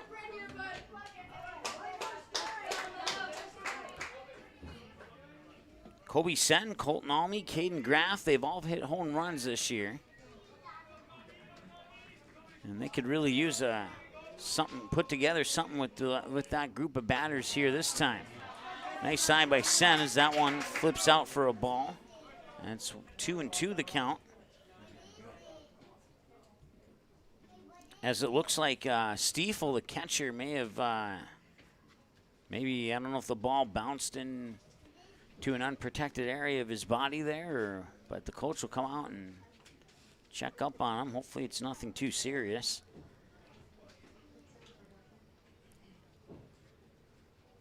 Once again, broadcast coverage brought to you by Dr. Tiffany Johnson at Healing Touch Chiropractic. Go Promo in West Fargo. The Ball Yard in Fargo. Network Center in Fargo. Marvin's in Fargo, now hiring, paying $18 to $22 an hour. If you're interested in a job, go to marvin.com/join us. And last but certainly not least, John Carlson, mortgage lender at Town and Country Credit Union. Without them, these games would not be possible. So if you have a chance to patronize those businesses, we'd certainly appreciate it. I think it just might be just a heat issue. We might have overheated a little bit behind the plate. We got temperatures in the 80s and haven't had a whole lot of breeze. In fact, the wind has died down as the game has gone along, and got all that catcher's equipment, and it just, like I said, I think it just might be a little overheating, heat exhaustion here. They did get a bottle of water out there if he needs to hydrate and get some fluids back in him quick. But that's, like I said, you've got all that catcher's equipment. It gets to be a warm day. Even at that age, and kids are in good shape and they take care of themselves, it still can wear on you. Yeah, the probably the second hottest day of the tournament, actually, or the first day, we were seeing mid-90s, and we almost reached 100 on a couple of occasions. But thankfully, we had those overcast skies on day one that kind of kept the sun behind the clouds and kind of kept the temperatures a little bit cooler. And day two was absolutely fantastic. It was in the low 80s, but with the breeze and the wind, it felt like a 63-degree day. Yesterday wasn't too bad, and today feels similar to day one of the tournament. And he will be all right. He'll get up. Looks like he'll move back into position here to try and finish out this game. Desai was kind of holding his neck kind of I did around his notice Adam's that. apple, so I don't know if he maybe took a foul ball there or if it was, maybe the heat or something, but just needed a few minutes to gather himself, and I imagine at some point the umpire's got to say, hey, can you keep going or not? And said, yep, let's finish it. Well, if it did pop up and hit him there, probably knocked the wind out of him. Kobe Sen going deep, left center, and getting underneath it there is cool. Oh, I was going to say Clitfill, but it looks like Euler stepped in front and grabbed it. And he did, and then at the last second, too, and I'm not sure that Clitfill was expecting that.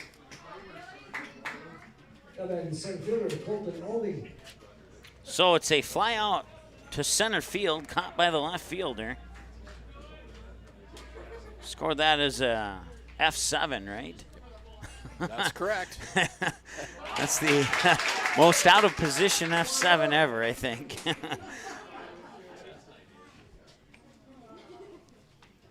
Don't see it much at this level, but in upper levels of baseball, you're seeing shifts outfield and especially infield, so sometimes the ball bounces away, but you'll see a third baseman, if they play a pronounced shift, might be playing in the shortstop hole, and you gotta keep in mind it's what position they hit it to, not where they hit it to on the field. Sometimes you see some strange scoring plays in that regard.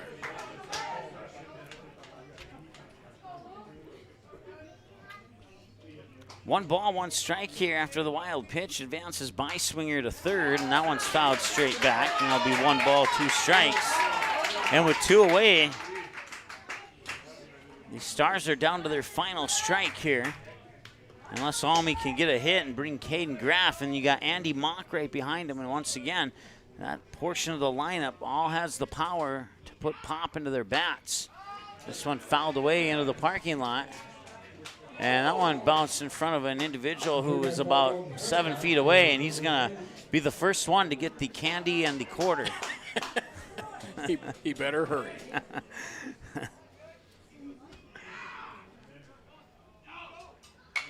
This one going to be served up, and might be a chance here for Crew Walker. And Bismarck wins it.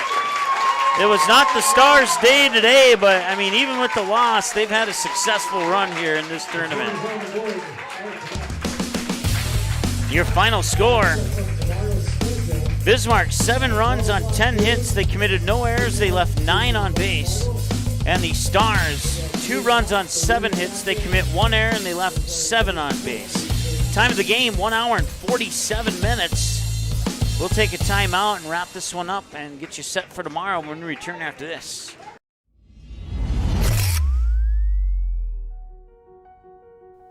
You simply click and order.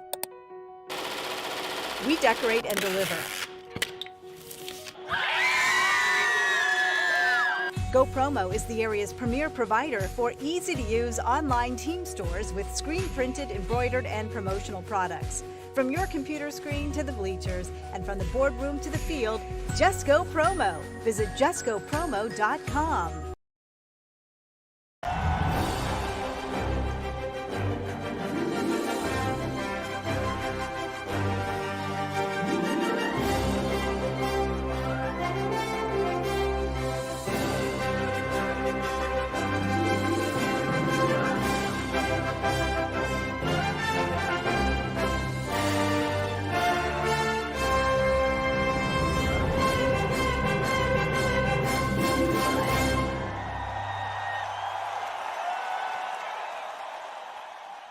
Marvin is hiring in Fargo. Marvin's pay starts at $18.50 to $22 per hour, and applying is easy at marvin.com/join us. Do you have experience in manufacturing? Join the Marvin team, where you'll learn based on your experience. Apply today at marvin.com/join us.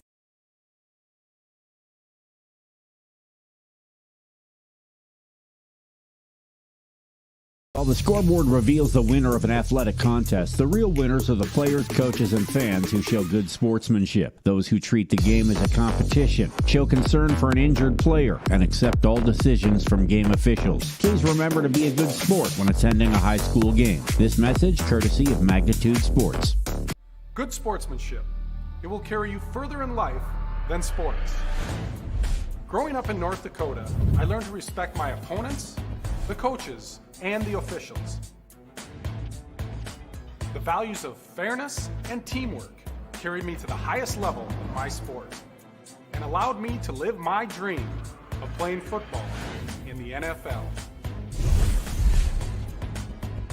It doesn't matter if you're on the stage, the playing field, or in the stands.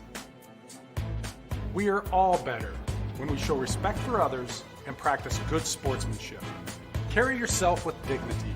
Being gracious makes the losses easier and the victories that much sweeter. So when the lights on the playing field, the stage, or the gym floor dim, you'll always have pride in yourself.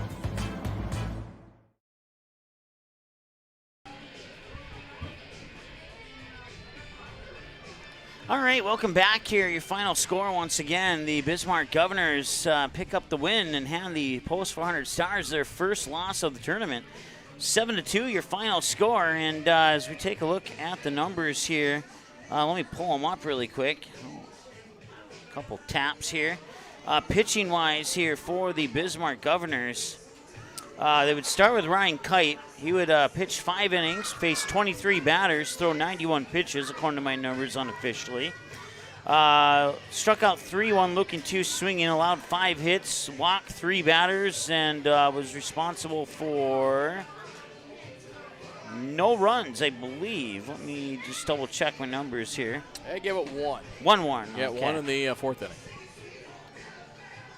Actually, 1 maybe, or actually might have been 2. I'm trying to remember if that run in the 6th would also be charged to him as well. So, for some reason, I can't find the runs allowed. Oh, there he is. Runs. Yeah, you're right, Brad. 2 runs there.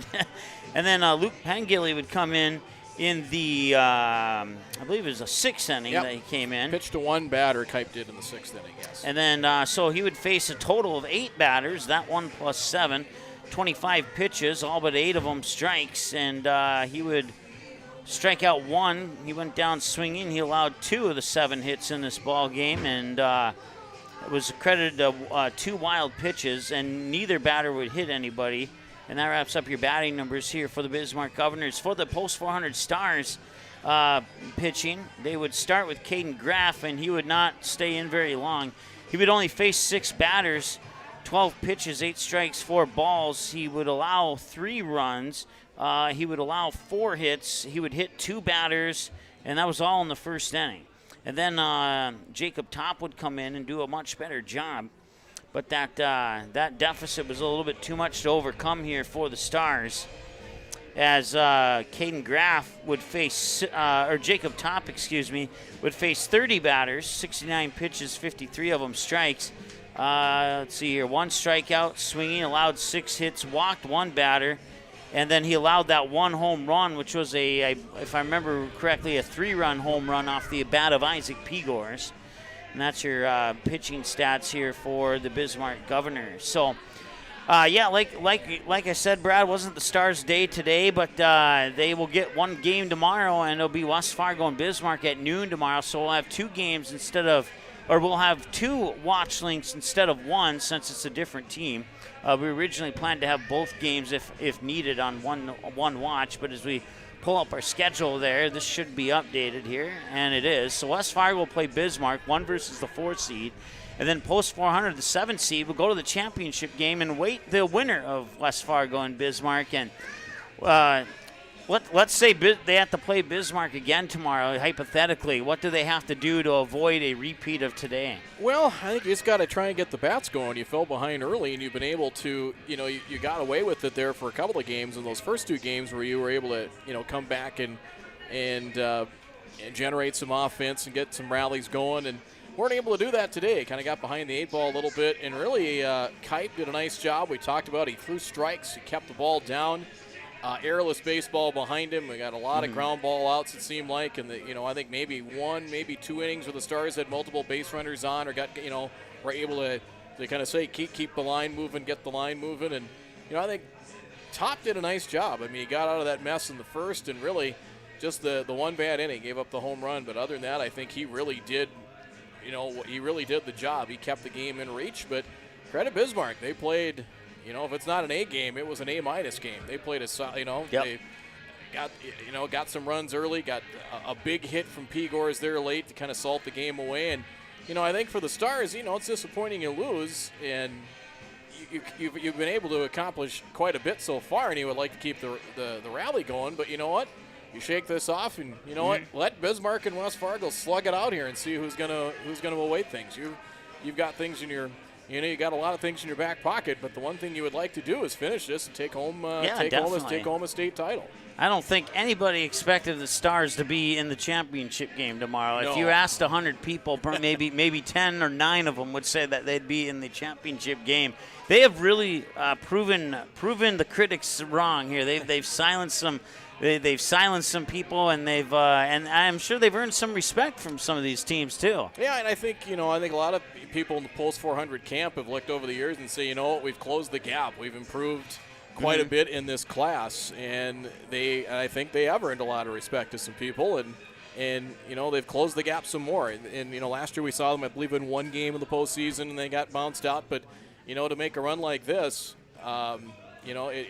you hope it helps in the long run. You hope this, for the guys coming back, this instills some confidence and uses a motivation factor. It's nice to get here once, but make this a yearly thing. Make this part of hopefully a start of a tradition here. Yeah, not as many smiles today, but I mean it's been a good weekend here for the Post 400 Stars. So as we alluded to, 12 o'clock tomorrow, the Patriots and Governors will battle it out for a chance to play the Stars in that championship game at about 3 o'clock tomorrow. And then, as you saw right before we left it, we'll have that Central Plains Regional Tournament that will feature the Post 400 Stars, and then it'll feature either West Fargo or Bismarck as well. So not only is a trip to the championship game on the line between West Fargo and Bismarck, but I'm sure they're going to put their all into that game to make sure they can get to that Sioux Falls as well. So that should be a good one. You can find us online. You can find us on demand with all these games. You missed any of the games of the tournament, just go to that page of our website there. Click on the word watch next to the one that you want to see again. And a little bit later this evening, we'll have our YouTube homepage updated with the watch links for tomorrow's game. So give us a few hours to make that happen, and we promise it will be there a little bit later tonight. You can follow us on Twitter, Facebook, Instagram, YouTube. Certainly appreciate it. Your final score one more time: the Bismarck Governors 7, the Post 400 Stars 2. For Brad Anderson, for Janice helping us out all weekend, my name is Mike Mason. We'll talk to you later here on Magnitude Sports. The proceeding has been a presentation of the Magnitude Sports Media Network. Follow us on Twitter, Facebook, subscribe to our YouTube channel, and to order a DVD copy of this broadcast, simply visit msportsnet.com/DVD.